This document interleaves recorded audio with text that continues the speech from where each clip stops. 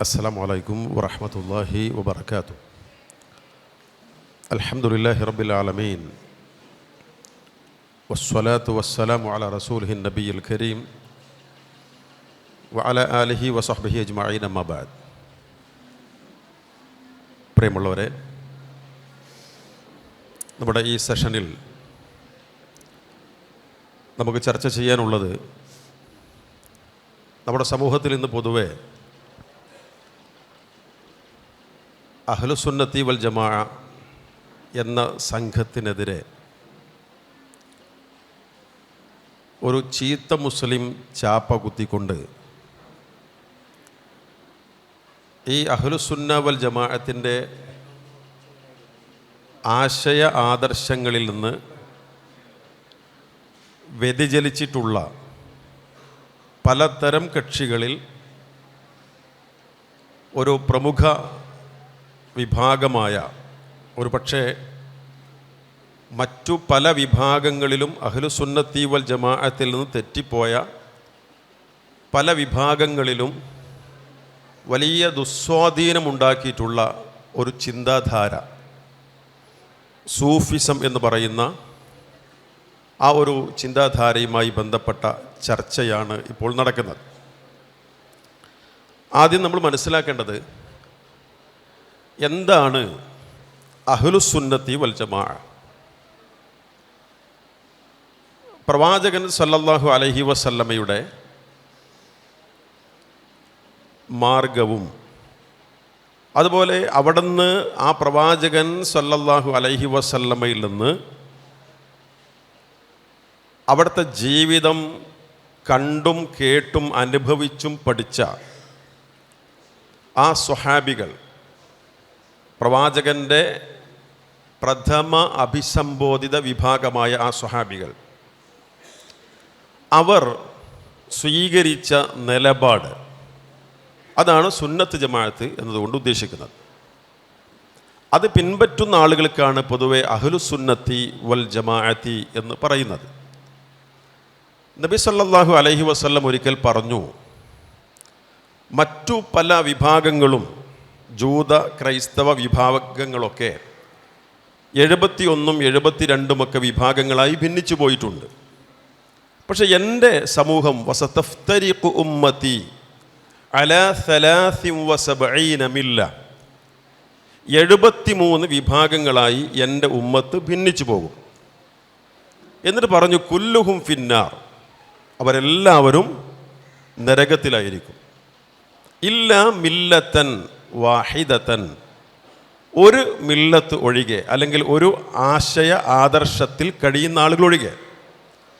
അപ്പോൾ ഇത് സ്വഹാബത്തിനോട് പറയുമ്പോൾ 73 കക്ഷികളായി ഭിന്നിച്ച് പോകുമെന്നും അതിലൊന്ന് മാത്രമാണ് ശരിയായ മാർഗം, അത്വായിഫത്തുൽ മൻസൂറ, അള്ളാഹുവിൻ്റെ സഹായം ലഭിക്കുന്ന വിജയിക്കുന്ന കക്ഷി, അൽ ഫിർഖത്തുൻ നാജിയ എന്ന് പറയുമ്പോൾ ബാക്കി പിഴച്ചവർ ഉണ്ടല്ലോ, ഈ പിഴച്ചവരിൽ നിന്ന് വിജയിക്കുന്ന കക്ഷികൾക്കുള്ള പ്രത്യേകത എന്ത്, ആരാണവർ, അവരുടെ ഗുണമെന്താണ്, സ്വഭാവം എന്താണ് എന്ന് പ്രവാചകൻ സല്ലല്ലാഹു അലൈഹി വസല്ലമയോട് സ്വഹാബത്ത് ചോദിക്കുമ്പോൾ അവിടുന്ന് പറഞ്ഞൊരു മറുപടിയുണ്ട്. അത് മാ അന അലൈഹിൽ യൗമ വ അസ്ഹാബി, ഞാനും എൻ്റെ സ്വഹാബത്തും ഇന്ന് ഏത് മാർഗത്തിലാണോ ആ മാർഗം സ്വീകരിക്കുന്നവർ സ്വർഗത്തിൽ. ഇതാണ് അവിടുന്ന് പറഞ്ഞത്. ഈ മാർഗത്തിനാണ് അഹ്ലുസുന്ന, സുന്നത്ത് ജമാഅത്ത് എന്ന് പറയുന്നത്. അത് പിൻപറ്റുന്നവർക്കാണ് അഹ്ലുസുന്നത്തി വൽ ജമാഅ എന്ന് പറയുന്നത്. അപ്പോൾ ഇതിൽ നിന്ന് കാലാകാലങ്ങളായി പലപ്പോഴും പല വ്യതിചലനങ്ങൾ ഉണ്ടായിട്ടുണ്ട്. ഇസ്ലാമിക ചരിത്രം പരിശോധിച്ചാൽ പലതിൻ്റെ പേരിലും പല കക്ഷിത്വങ്ങൾ ഉണ്ടായിട്ടുണ്ട്. ഇതിൽ നേരത്തെ സൂചിപ്പിച്ച പോലെ വളരെ പ്രധാനപ്പെട്ട ഒരു സംഗതി, ഒരു ചിന്താധാരയാണ് സൂഫിസം എന്ന് പറയുന്നത്. ആ പദം നാട്ടിൽ പൊതുവെ അറിയപ്പെട്ടതാണ്. സൂഫി പണ്ഡിതന്മാരെന്ന്, സൂഫി ഗീതങ്ങളെന്ന്, സൂഫി തൊപ്പി എന്നൊക്കെ പറഞ്ഞ് അങ്ങനെ പല രൂപത്തിൽ ആ പേര് പരിചിതമാണ്. എന്നാൽ എന്താണ് ഇത് സംഗതി? എന്താണ് സൂഫിസം എന്നതുകൊണ്ട് ഉദ്ദേശിക്കുന്നത്? അതിൻ്റെ ഒരു അടിസ്ഥാനം എന്താണ്? അതല്ലെങ്കിൽ അതിൻ്റെ ഉത്ഭവം എന്താണ്? ഈ തലത്തിലൂടെയാണ് നമ്മൾ ഈ ചർച്ച ആരംഭിക്കുന്നത്. അതുമായി ബന്ധപ്പെട്ട കാര്യങ്ങൾ ആദരണീയനായ ഡോക്ടർ അബ്ദുറഹ്മാൻ ആദിർശ്ശേരി സാർ വിശദീകരിക്കും. ആദരപൂർവ്വം ക്ഷണിക്കുന്നു. അസ്സലാമു അലൈക്കും. ബിസ്മില്ലാഹിൽ അൽഹംദുലില്ലാഹി വസ്സലാത്തു വസ്സലാമു അലാ റസൂലില്ലാഹി വഅലാ ആലിഹി വസഹ്ബിഹി അജ്മഈൻ. സൂഫിസം എന്ന സംജ്ഞ ഒരു മുഖമുള്ള പ്രയോഗമല്ല എന്ന് ആദ്യം മനസ്സിലാക്കണം. പല കൈവഴികളിലൂടെ പല കാലഘട്ടങ്ങളിലൂടെ പല സ്വാധീനങ്ങൾക്കടിപ്പെട്ട് ഇന്ന് കാണുന്ന രൂപത്തിൽ ലോക മുസ്ലിങ്ങളിൽ വലിയൊരു വിഭാഗത്തെ സ്വാധീനിച്ചു കൊണ്ടിരിക്കുന്ന ഒരു പ്രസ്ഥാനമായി മാറിയ ഒരു ആശയമാണ് സൂഫിസം. സൂഫിസം അല്ലെങ്കിൽ തസവുഫ്, സൂഫി തുടങ്ങിയ പദങ്ങൾ അറബിയിൽ ഏത് പദത്തിൽ നിന്ന് അതിൻ്റെ അടിസ്ഥാന പദമേതാണ് എന്ന വിഷയത്തിൽ പല അഭിപ്രായ വ്യത്യാസങ്ങളുണ്ട്. ചിലർ പറയുന്നു സൊഫാ അഥവാ വിശുദ്ധി എന്ന അർത്ഥത്തിലുള്ള പദത്തിൽ നിന്നുണ്ടായതാണ്. ചില ആളുകൾ സുഫത്ത് അഥവാ മദീന പള്ളിയിൽ നബി സല്ലല്ലാഹു അലൈഹി വസല്ലമയുടെ ചാരെ മറ്റ് ഭൗതിക കാര്യങ്ങളിലൊന്നും നിരതരാകാതെ ആരാധനകളിൽ കഴിഞ്ഞുകൂടിയുന്നൊരു വിഭാഗം, നബിയുടെക്ക് കിട്ടുന്ന ഭക്ഷണങ്ങളും വസ്തുക്കളുമൊക്കെ കൊണ്ട് തൃപ്തിപ്പെട്ട് ജീവിച്ചിരുന്നൊരു വിഭാഗം ഉണ്ടായിരുന്നു, അഹ്ലു സുഫ. ആ സുഫയിലേക്ക് ചേർത്തിയിട്ടാണ് സൂഫിസം വന്നത് എന്നൊരു അഭിപ്രായമുണ്ട്. അതുപോലെ അവരുപയോഗിച്ചിരുന്ന പരുക്കൻ വസ്ത്രമായ കമ്പിളി സൂഫ്, അത് ഉപയോഗിച്ചത് കൊണ്ടാണ് സൂഫി എന്ന പേര് കിട്ടിയത്. അതൊന്നുമല്ല, ഗ്രീക്ക് പദമായ സോഫിയ അഥവാ ജ്ഞാനത്തിൻ്റെ ആളുകൾ എന്ന അർത്ഥത്തിൽ സോഫിയ എന്ന പദത്തിൽ നിന്നുണ്ടായതാണ്. സൊഫത്ത് എന്ന പദത്തിൽ നിന്ന് പല രീതിയിലും സൂഫി എന്ന പദത്തിൻ്റെ നിഷ്പത്തിയെക്കുറിച്ച്, അതിൻ്റെ തൽഭവത്തെക്കുറിച്ച് വൈജ്ഞാനിക പണ്ഡിത മേഖലകളിൽ വ്യത്യസ്ത അഭിപ്രായങ്ങൾ നിലനിൽക്കുന്നുണ്ട്. വസ്തുത എന്തായാലും സൂഫിസം എന്ന ഒരു സംഗതി ഉണ്ട്, ലോകത്തുണ്ടായിട്ടുണ്ട്, ഇന്നും ശക്തമായി അത് മുസ്ലിം സമൂഹത്തെ സ്വാധീനിച്ചു കൊണ്ടിരിക്കുന്ന ഒരു ഘടകമാണ്.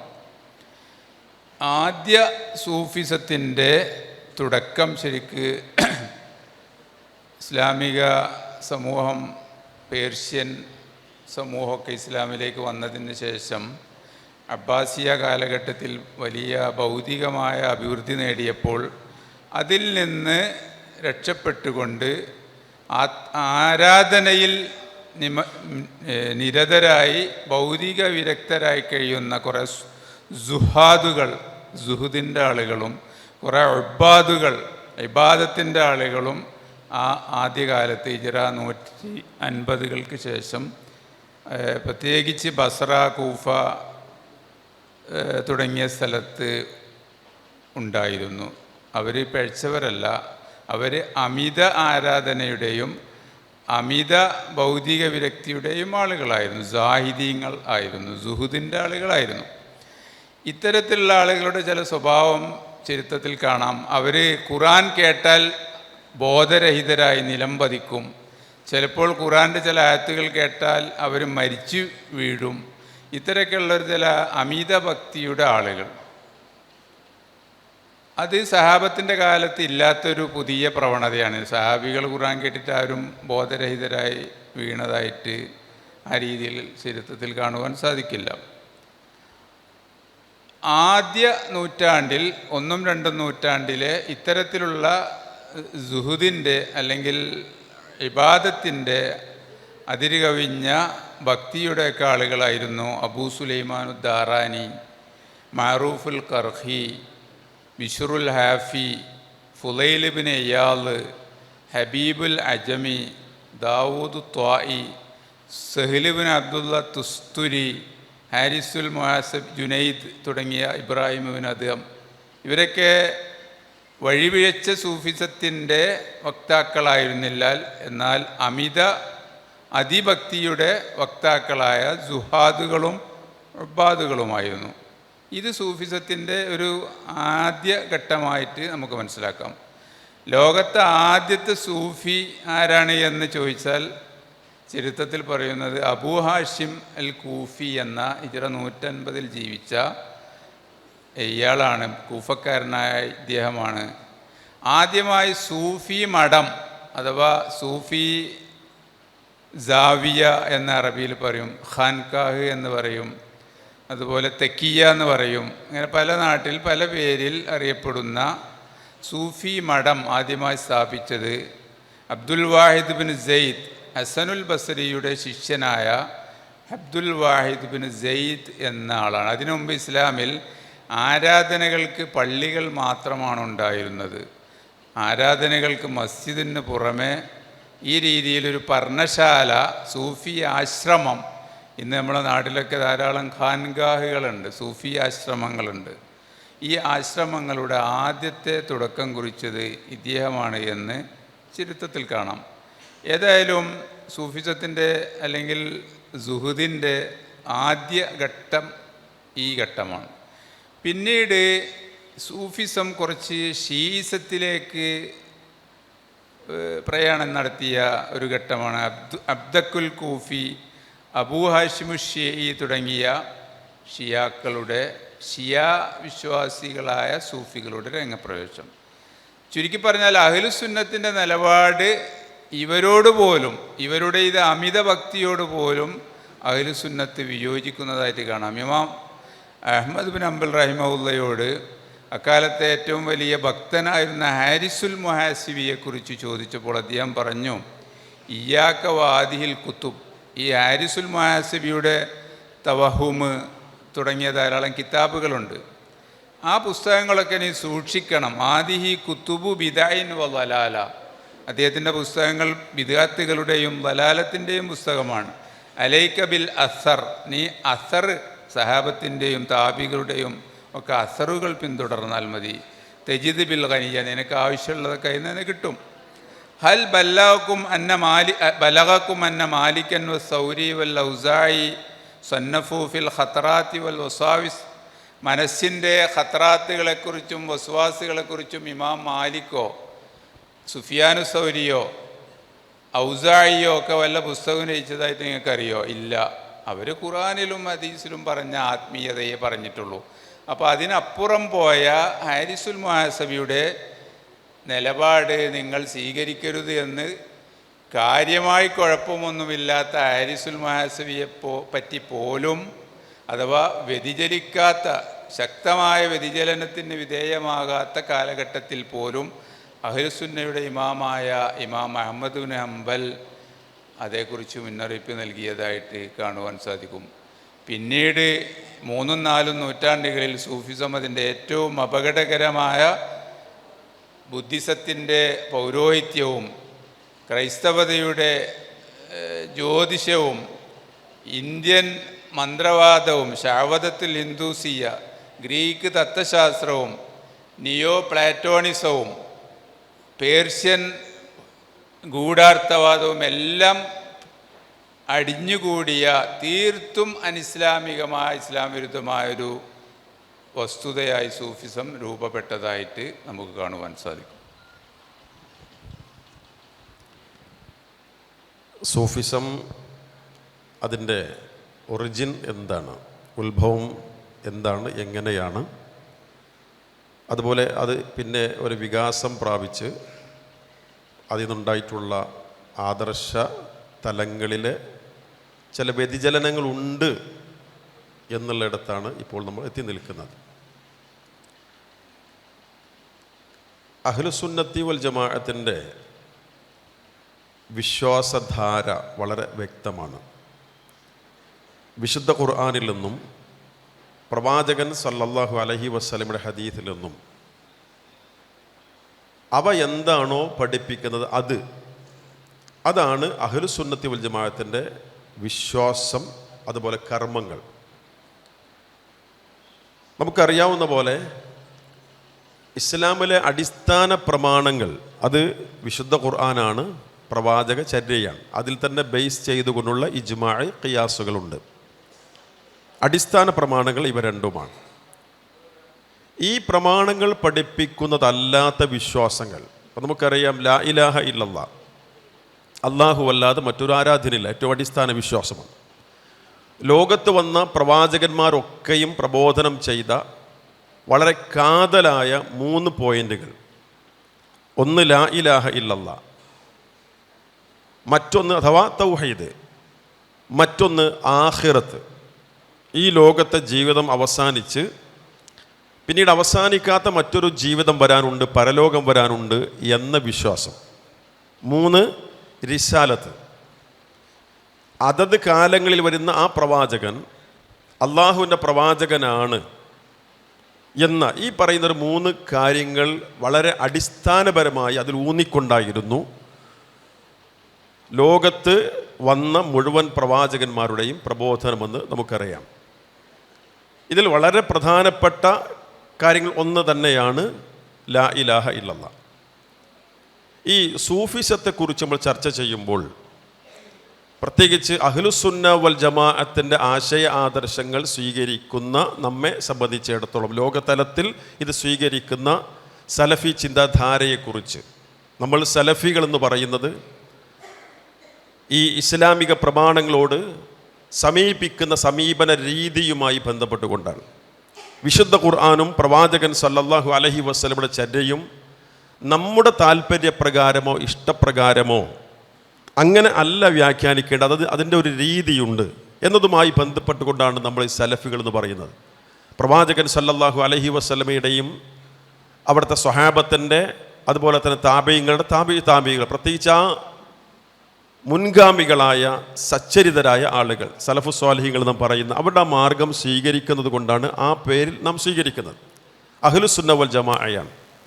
ഈ അഹ്ലുസുന്ന വൽ ജമാഅ പഠിപ്പിക്കാത്ത കുറേ വിശ്വാസ കാര്യങ്ങൾ സൂഫിസം പ്രചരിപ്പിക്കുന്നത്. ആ കൂട്ടത്തിൽ പ്രധാനപ്പെട്ട ഒന്നാണ് ഈ വഹ്ദത്തുൽ വുജൂദ് എന്ന് പറയുന്നൊരു സംഗതി. എന്ന് പറഞ്ഞാൽ ഇവിടെ എന്ത് കണ്ടാലും അത് അള്ളയാണ്, അള്ളാഹുവിൻ്റെ അംശമുണ്ട് എന്ന് പറയുന്ന ഒരു വിശ്വാസം. അതിന് ഒരു പക്ഷേ പല മതങ്ങളുമായൊക്കെ ബന്ധമുണ്ടാകാം. എന്നാൽ അത് ഇസ്ലാമിൻ്റെ പേരിൽ ഇവിടെ എല്ലായിടത്തും അള്ള ഉണ്ട് എന്നും എന്ത് കണ്ടാലും അത് അള്ളാഹുവിന് അംശമാണെന്നും അല്ലെങ്കിൽ അതിൽ അംശമുണ്ടെന്നും പറയുന്ന ഒരു ചിന്താധാര ഇസ്ലാമിൻ്റെ പേരിൽ കടന്നു വരുന്നത് ഈ സൂഫിസത്തിലൂടെയാണ്. അതുമായി ബന്ധപ്പെട്ട കാര്യങ്ങളൊന്ന് വിശദീകരിക്കാം. ബിസ്മില്ലാ സ്വലാത്തു വസ്സലാമു അലാ റസൂലില്ലാ വഅലാ ആലിഹി വസഹ്ബിഹി അജ്മഈൻ. ഇവിടെ മുനീർ മദനിയും ഡോക്ടർ അബ്ദുറഹ്മാൻ ആദർശേരി സാറുമൊക്കെ സൂചിപ്പിച്ചതുപോലെ വളരെ നല്ല വേഷമണിഞ്ഞാണ് യഥാർത്ഥത്തിൽ സൂഫിസം സുഹദിൻ്റെ മേമ്പൊടി ചേർത്ത് മുസ്ലിം ഉമ്മത്തിൽ കടന്നു വന്നത്. പിന്നീട് അതിന് ഒരുപാട് വേരിയേഷൻസ്, ഒരുപാട് മാറ്റങ്ങൾ, ഇൻഹിറാഫാത്ത് സംഭവിച്ചിട്ടുണ്ട്. അതുകൊണ്ടാണ് ഇമാം ഷാഫിഈ റഹ്മത്തുള്ളാഹി അലൈഹി പറഞ്ഞത്, ഈ സൂഫികളുടെ കൂടെ ഒരാൾ ളുഹ്ർ ബാങ്ക് കൊടുക്കണ വരെ, രാവിലെ മുതൽ ളുഹ്ർ ബാങ്ക് കൊടുക്കണ വരെ നിന്നാൽ തന്നെ ഓന് സ്വയബുദ്ധി പോണ ഒരവസ്ഥയിലേക്ക് എത്തും. വേറെയും അദ്ദേഹം പ്രസ്താവിച്ചിട്ടുണ്ട്, 40 ദിവസം സൂഫികളുടെ കൂടെ ഒരാൾ നിന്നാൽ പിന്നെ ഒരിക്കലും ഓന് സ്വബോധം വീണ്ടെടുക്കാൻ കഴിയില്ല. അത്ര വലിയ ഭ്രാന്തൻ്റെ അവസ്ഥയിലേക്ക് പോകുന്നു. ഹിജ്റ 309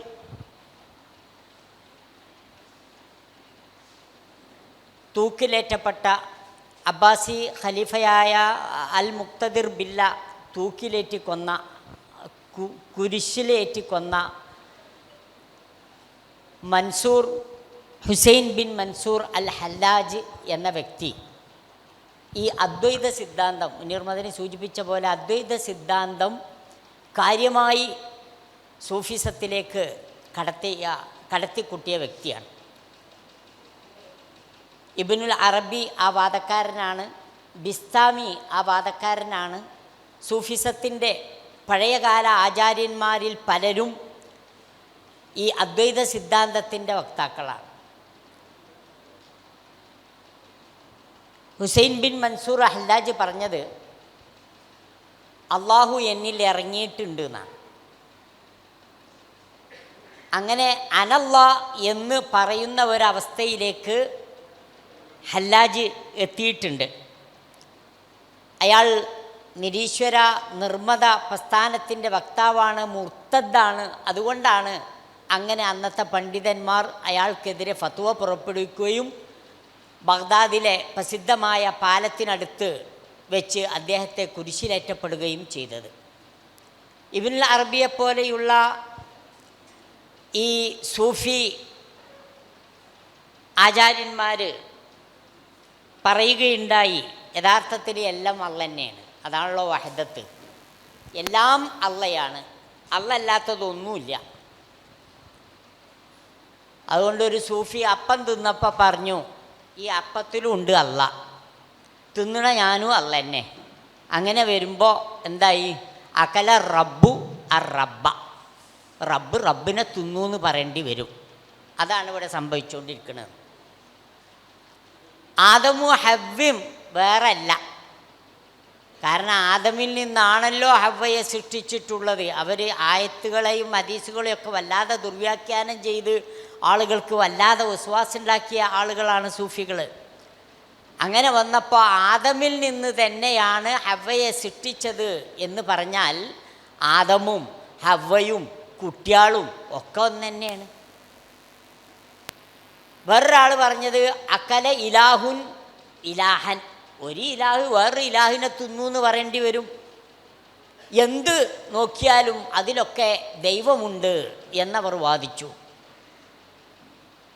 ലാ ഇലാഹ ഇല്ലല്ലാ എന്ന് പറയേണ്ടതിന് പകരം അവർ പറഞ്ഞത് ലാ മൗജൂദ ഇല്ലല്ലാ എന്നാണ്. ലാ മൗജൂദ ഇല്ലല്ലാ എന്ന് പറഞ്ഞാൽ അള്ളല്ലാതെ വേറൊരു ഉണ്മയുമില്ല, എല്ലാറ്റിലും അള്ള ഉണ്ട് എന്നർത്ഥം. മുഹമ്മദ് ബഹാഉദ്ദീൻ അൽ ബൈത്താർ എന്ന് പറയുന്ന സൂഫി വര്യൻ ഇങ്ങനെയാണ് പാടിയത്: വമൽ കൽബു വൽ ഖൻസീറു ഇല്ലാ ഇലാഹുനാ വമല്ലാഹു ഇല്ലാ റാഹിബും ഫീ കനീസതി. നായ, പന്നി, ഇതൊക്കെ ദൈവം എല്ലിയിലുണ്ട് എന്ന് പറയുമ്പോൾ പിന്നെ പന്നിമെന്ന് മാത്രം വേറെടുക്കുന്നത് ശരിയല്ലല്ലോ. അപ്പോൾ പന്നിയിലും ആരുണ്ട്? ദൈവമുണ്ട്. നായയിലും ദൈവമുണ്ട്. പിന്നെ അള്ളാന്ന് പറയണത് അതൊരു ചർച്ചിൽ പുരോഹിതന്മാർ നിൽക്കണ മാതിരി ഒരു മൂലക്ക നിൽക്കണ ഒരു പുരോഹിതൻ എന്നതിൽ കവിഞ്ഞ് അള്ളക്ക് വേറെ ഒരു വലിയ സവിശേഷതയൊന്നും കൽപ്പിക്കേണ്ടതില്ല എന്ന് വരെ വഹദത്തുൽ വജൂദിൻ്റെ പേരിൽ ഈ സൂഫി വര്യന്മാർ വാദിച്ചു. ഇബ്നുൽ അറബിയുടെ കവിതയിൽപ്പെട്ടതാണ് അർ റബ്ബു ഹക്കുൻ. റബ്ബ് എന്ന് പറയുന്നത് ഒരു ഹക്കാണ്. വൽ അബ്ദു ഹക്കുൻ, അബ്ദ് അടിമ എന്ന് പറയുന്നതും ഒരു ഹക്ക് തന്നെയാണ്. അതുകൊണ്ട് യാ ലൈത ശഅരി മനിൽ മുക്കല്ലഫ്, ഇതിൽ ആരാണ് ആരോടാണ് കൽപ്പിച്ചതെന്ന് എനിക്കൊരു പിടുത്തം കിട്ടിയിട്ടില്ല. അള്ള നമ്മളോട് കൽപ്പിക്കുന്നു, അള്ളാഹു പറയുന്നതൊക്കെ നമ്മളങ്ങനെ അനുസരിക്കുന്നു എന്ന് പറയുന്നതിൽ വലിയ അർത്ഥമില്ല എന്നർത്ഥം. അദ്ദേഹം പറയുന്നത് ഇൻ ഖുൽതു അബ്ദുൻ ഫദാലിക ഹഖ്ഖുൻ, ഒരു അടിമയാണ് ഞാൻ എന്ന് പറഞ്ഞാൽ അതൊരു ഹക്ക് തന്നെയാണ്. അതേ സമയത്ത് ഔ ഖുൽതു റബ്ബുൻ, ഞാൻ റബ്ബാണ് എന്ന് പറഞ്ഞാലോ അതും ഒരു ഹക്കാണല്ലോ. ഫഅന്നാ യുകല്ലഫു, റബ്ബിനോടെങ്ങനെ പിന്നെ ഒരു കാര്യം കീർത്തിക്കപ്പെടുക, എങ്ങനെ മുക്കല്ലഫായി മാറുക? ഈ രൂപത്തിലുള്ള വളരെ പിഴച്ച വാദങ്ങളാണ് യഥാർത്ഥത്തിൽ സൂഫിയാക്കൾ പിന്നീട് വാദിച്ചു തുടങ്ങിയത്. അതിൻ്റെ മുന്നിൽ നിന്ന ആളുകളായിരുന്നു സെയ്ദ് ബിൻ മൻസൂർ അബു യസീദ് ബിസ്താമി, അതുപോലെ തന്നെ ഇബ്നുൽ അറബി പോലെയുള്ള ആളുകളൊക്കെ. അതിർശ്ശേരി സാറ് സൂചിപ്പിച്ച പോലെ ഗ്രീക്കിൽ നിന്ന്, ഇന്ത്യയിൽ നിന്ന്, പേർഷ്യയിൽ നിന്ന് ഒക്കെ കടമെടുത്ത ഇത്തരം പിഴച്ച വാദങ്ങൾ സൂഫിസത്തിലേക്ക് കൊണ്ടുവരികയും തങ്ങൾ തന്നെയാണ് റബ്ബ് എന്ന് വാദിക്കുന്നിടത്ത് അവർ എത്തുകയും ചെയ്തു. ഈ ഹല്ലാജൊക്കെ വലിയ തന്ത്രജ്ഞനായിരുന്നു എന്നാണ് അയാളുടെ അയാളെക്കുറിച്ച് പഠിച്ച ഗ്രന്ഥരചന നടത്തിയ മഹാരഥന്മാരായ പണ്ഡിതന്മാർ പറയുന്നത് അള്ളയാണ് എന്ന് സ്ഥാപിക്കാൻ, അത്ഭുതങ്ങൾ കാണിക്കാൻ അയാൾ മെനക്കെട്ടിരുന്നു, സൂത്രങ്ങൾ പ്രയോഗിച്ചിരുന്നു എന്നാണ്. ശിഷ്യഗണങ്ങളുമായി ഇങ്ങനെ ഒരു സ്ഥലത്തേക്ക് യാത്ര പോവുകയാണെങ്കിൽ ഒരു നിശ്ചിത സ്ഥലത്തുമ്പോൾ അയാൾ പറയും നമുക്ക് ഇവിടെ വെച്ചൊരു പ്രാർത്ഥന നടത്താമെന്ന്. ആ പ്രാർത്ഥന നടത്തിയിട്ട് അയാൾ എന്ത് ചെയ്യും, ഇന്ന സ്ഥലത്ത് നമ്മുടെ ആളുകൾക്കൊക്കെ വിശക്കുന്നുണ്ട്, അതുകൊണ്ട് ഇന്ന സ്ഥലത്ത് കുഴിച്ചു നോക്കൂ, ഭക്ഷണം കിട്ടുമെന്ന് അറിയും. അപ്പോൾ നേരത്തെ ഏർപ്പാട് ചെയ്തതനുസരിച്ച് അയാളുടെ ശിഷ്യന്മാർ തന്നെ ഭക്ഷണങ്ങൾ തളികയിലാക്കി പാത്രങ്ങളിലാക്കി ചില സ്ഥലങ്ങളിൽ സൂക്ഷിച്ചു വെക്കും.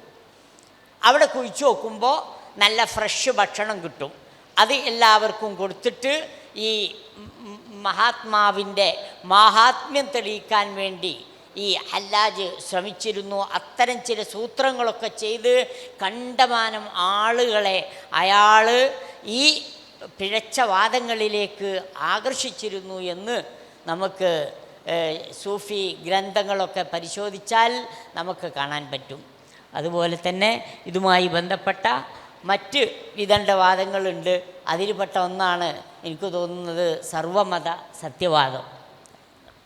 മുനീർ സർ. സൂഫിസത്തിൻ്റെ മറ്റൊരു മുഖമാണ് സർവമത സത്യവാദം.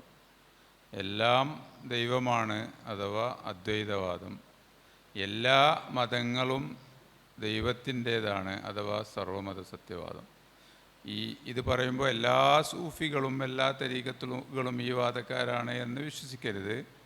സൂഫിസത്തിൻ്റെ ആഗോളതലത്തിൽ പ്രചാരം സിദ്ധിച്ച ഹല്ലാജി, ഇബ്നു അറബി, ജലാലുദ്ദീൻ റൂമി, ഇബ്നുൽ ഫാരിദ്, ഇബ്നു സബീൻ, അഫീഫു തെൽമസാനി തുടങ്ങിയ പ്രമുഖരായ സൂഫികൾ ഇത്തരത്തിലുള്ള സർവമത സത്യവാദികളായിരുന്നു. ഇന്നും സൂഫിസത്തിൽ ആ രീതിയുള്ള വിഭാഗങ്ങളുണ്ട്, അല്ലാത്തവരുണ്ട്. അപ്പോൾ ഇവരുടെ പൊതുവായ ചില സിദ്ധാന്തങ്ങളാണ് അൽ മഅബൂദുൽ വാഹിദ്, ഏകമായ ആരാധ്യൻ, ലോകത്തെല്ലാവർക്കും ഒരൊറ്റ ആരാധ്യൻ. തദയ്യുനു ബികുല്ലി ദീനിൻ, ഏത് മതവും കൊണ്ട് നമുക്ക് മതമായി സ്വീകരിക്കാം, ഏത് മതവും മതമായി സ്വീകരിക്കാം. അതുപോലെ മആലുൽ കുല്ലി ഇലന്നായും, എല്ലാവർക്കും പരലോകത്ത് വിജയം, ഏത് മതം സ്വീകരിച്ചവനും വിജയം, ഏത് മതവും സ്വീകരിക്കാം, എല്ലാവർക്കും ഒരു ഇലാഹ്. ഇലാഹ് എന്ന് പറയുമ്പോൾ അള്ളാഹു എന്നല്ല അർത്ഥം, ആരാധിക്കുന്നതെല്ലാം ഇലാഹ്. ഇബ്നുൽ അറബി തൻ്റെ തഫ്സീറിൽ വഖദാ റബ്ബുക അല്ലാ തഅബുദു ഇല്ലാ ഇയ്യാഹു വബിൽ വാലിദൈനി ഇഹ്സാന എന്ന തഫ്സീർ അർത്ഥം പറഞ്ഞത്, നിന്റെ നാഥൻ വിധിച്ചിരിക്കുന്നു അല്ലാ തഅബുദു ഇല്ലാ ഇയ്യാഹു, നീ അവനെയല്ലാതെ ആരാധിക്കുകയില്ല എന്ന്. അഥവാ നീ ആരെ ആരാധിച്ചാലും അവനെയാണ് ആരാധിക്കുന്നത്. അതാണ് അറബി ഭാഷയുടെ ഒരു കളി. നീ അവനെല്ലാവരും ആരാധിക്കരുത് എന്നാണ് ആയത്തിൻ്റെ അർത്ഥം. പക്ഷേ ഇബ്നു അറബി അത് വ്യാഖ്യാനിക്കുന്നത് നീ അവനെയല്ലാതെ ആരാധിക്കുകയില്ല, നീ എന്തിനാരാധിച്ചാലും അവനെയാണ് ആരാധിക്കുന്നത്.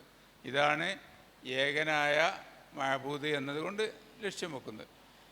ഈ ഇബ്നു അറബിയാണ് സൂഫിസത്തിലെ ഇന്ന് ലോകത്ത് ഏറ്റവും കൂടുതൽ പ്രസിദ്ധമായ രണ്ട് സൂഫി നായകന്മാരാണ് ഇബ്നു അറബിയും ജലാലുദ്ദീൻ റൂമിയും. ഇവരെ ലോകമൊട്ടാകെ ആഘോഷിക്കുകയാണ്. ഞാൻ കഴിഞ്ഞ തവണ ഷാർജ ഇൻ്റർനാഷണൽ ബുക്ക് ഫെയറിൽ പോയപ്പോൾ അവിടെ ഒരു വലിയ സ്റ്റാൾ നിറച്ച് ഇബ്നു അറബിയുടെ പുസ്തകങ്ങളാണ്. മറ്റുള്ളൊക്കെ സ്റ്റാളുകളിൽ നൂറുകണക്കിന് പണ്ഡിതന്മാരുടെ പുസ്തകം വിൽക്കുമ്പോൾ ഒരു വലിയ ആൾ, ഈ ആളിൻ്റെ പകുതി വലിപ്പമുള്ള ഒരാൾ മുഴുവൻ ഇബ്നു അറബിയുടെ പുസ്തകം. അപ്പോൾ അത് ലോകത്ത് പ്രചരിപ്പിക്കുവാൻ ഗവൺമെൻറ്റുകളും സംവിധാനങ്ങളും ആ രീതിയിൽ വലിയ രീതിയിൽ പ്രവർത്തിച്ചു കൊണ്ടിരിക്കുന്നുണ്ട്. ഈ ഇബ്നു അറബി സർവമത സത്യവാദം തൻ്റെ ആശയം ഒരു കവിതയിൽ ഇങ്ങനെ പറയുന്നത് കാണാം. ലഖദ് സ്വാറ കൽബി കാബിലൻ കുല്ല സൂറത്തി ഫമർആ ലി ഗസ്ലാനിൻ വദൈരിൻ ലി റുഹ്ബാനി വബൈത്തിൻ ലി ഔസാനിൻ വകഅബത്തി ത്വായിഫിൻ വഅൽവാഹി തൗറാത്തിൻ വമുസ്ഹഫി ഖുറാനി അദീനു ബിദീനിൽ ഹുബ്ബി അന്നാ തവജ്ജഹത് റകായിബുഹു ഫൽഹുബ്ബു ദീനി വഈമാനി. എൻ്റെ ഹൃദയം എല്ലാത്തിനെയും സ്വീകരിക്കുവാൻ പറ്റിയതായി മാറിയിരിക്കുന്നു. അള്ളാഹുവിനെയും വിഗ്രഹങ്ങളെയും കുരിശിനെയും എല്ലാറ്റിനെയും ഉൾക്കൊള്ളുവാൻ പറ്റിയ പരുവത്തിലായിരിക്കുന്നു. അത് മാൻപേടയുടെ മേച്ചിൽപ്പുറം പോലെ, പുരോഹിതൻ്റെ മഠം പോലെ, വിഗ്രഹങ്ങളുടെ ഭവനം അഥവാ ക്ഷേത്രങ്ങൾ, നമസ്കരിക്കുന്നവൻ്റെ അല്ലെങ്കിൽ തവാഫ് ചെയ്യുന്നവൻ്റെ കഅബ, ഇതെല്ലാം എൻ്റെ ഹൃദയത്തിന് ഉൾക്കൊള്ളാൻ സാധിക്കും. തൗറാത്തിൻ്റെ ഏടുകളും ഖുർആൻ്റെ മുസ്ഹഫുകളും എനിക്ക് എൻ്റെ ഹൃദയത്തിന് ഉൾക്കൊള്ളാൻ സാധിക്കും. അദീനു ബിദുവീനുൽ ഹുബ്ബി, എൻ്റെ ദീന് പ്രേമമാകുന്ന സ്നേഹമാകുന്നു എൻ്റെ മതം.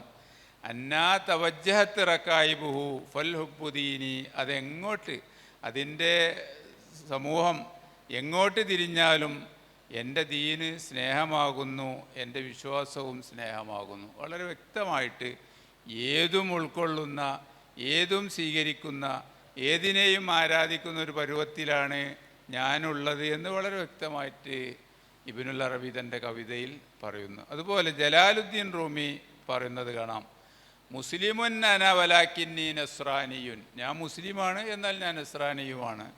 വ ബ്രഹ്മിയുൻ വ സരാദസ്തിയുൻ, ഞാൻ ബ്രാഹ്മണനാണ്, സൗരാഷ്ട്രീയനാണ് അഥവാ മജൂസിയാണ്. ലൈസലി സിവ മഅബദിൻ വാഹിദ് മസ്ജിദങ്കാന ഔ കനീസത്തൻ ഔ ബൈത്ത അസ്നാം, എനിക്കൊരൊറ്റ ആരാധനാഗേഹമേ ഉള്ളൂ. അത് മസ്ജിദാകാം, കനീസയാകാം, അല്ലെങ്കിൽ വിഗ്രഹങ്ങളുടെ കേന്ദ്രമായ ക്ഷേത്രങ്ങളാകാം. ഇതൊക്കെ എനിക്ക് എൻ്റെ ഒറ്റ ആരാധന കേന്ദ്രമാണ് എനിക്കുള്ളത്. അതുപോലെ ഹല്ലാജി പറയുന്നു, യറ അന്നല്ലാഹ ശഗല ബികുല്ലി ദീനിൻ ത്വായിഫത്തൻ ലാ ഇഖ്തിയാറൻ ബിഹിം ബൽ ഇഖ്തിയാറുഹും അലൈഹിം ഇഖ്തിയാറൻ അലൈഹിം. അള്ളാഹു ഓരോ ആളുകൾക്ക് ഓരോ മതം കൊടുത്തത് അവർ സ്വയം തിരഞ്ഞെടുത്തതല്ല, അള്ളാഹു അവർക്ക് സെലക്ട് ചെയ്താണ്. അതുകൊണ്ട് ഫമൻ ലാമ അഹദൻ വി ബുത്തിലാനി മാഹു അലൈ, ആരെങ്കിലും മറ്റൊരാളുടെ മതം ബാത്തിലാണെന്ന് ആക്ഷേപിച്ചാൽ ഫഖദ് ഹക്കമ ബി അന്നഹു ഇഖ്താറ ദാലിക, അയാൾ സ്വയമാണ് ആ മതം തിരഞ്ഞെടുത്തത് എന്നാണ് അയാൾ വാദിക്കുന്നത്. അങ്ങനെയല്ല, അള്ളാഹ് ഓരോരുത്തർക്കും ഓരോ മതം വീതിച്ചു കൊടുത്താണ്. അതുകൊണ്ട് അതിനെ ആക്ഷേപിക്കാൻ പോകണ്ട. ഒരിക്കൽ ഒരു മുസ്ലിം ഒരു നസ്രാനിയുമായി തെരുവിൽ വെച്ചിട്ട് നസ്രാനിയെ എന്തോ തർക്കമുണ്ടായപ്പോൾ ചീത്ത പറഞ്ഞപ്പോൾ അബൂ മൻസൂർ അല്ലാജി പറഞ്ഞു, ഒരിക്കലും ചീത്ത പറയരുത്, അയാളും സത്യവിശ്വാസിയാണ്, അയാളും സ്വർഗാവകാശിയാണ്.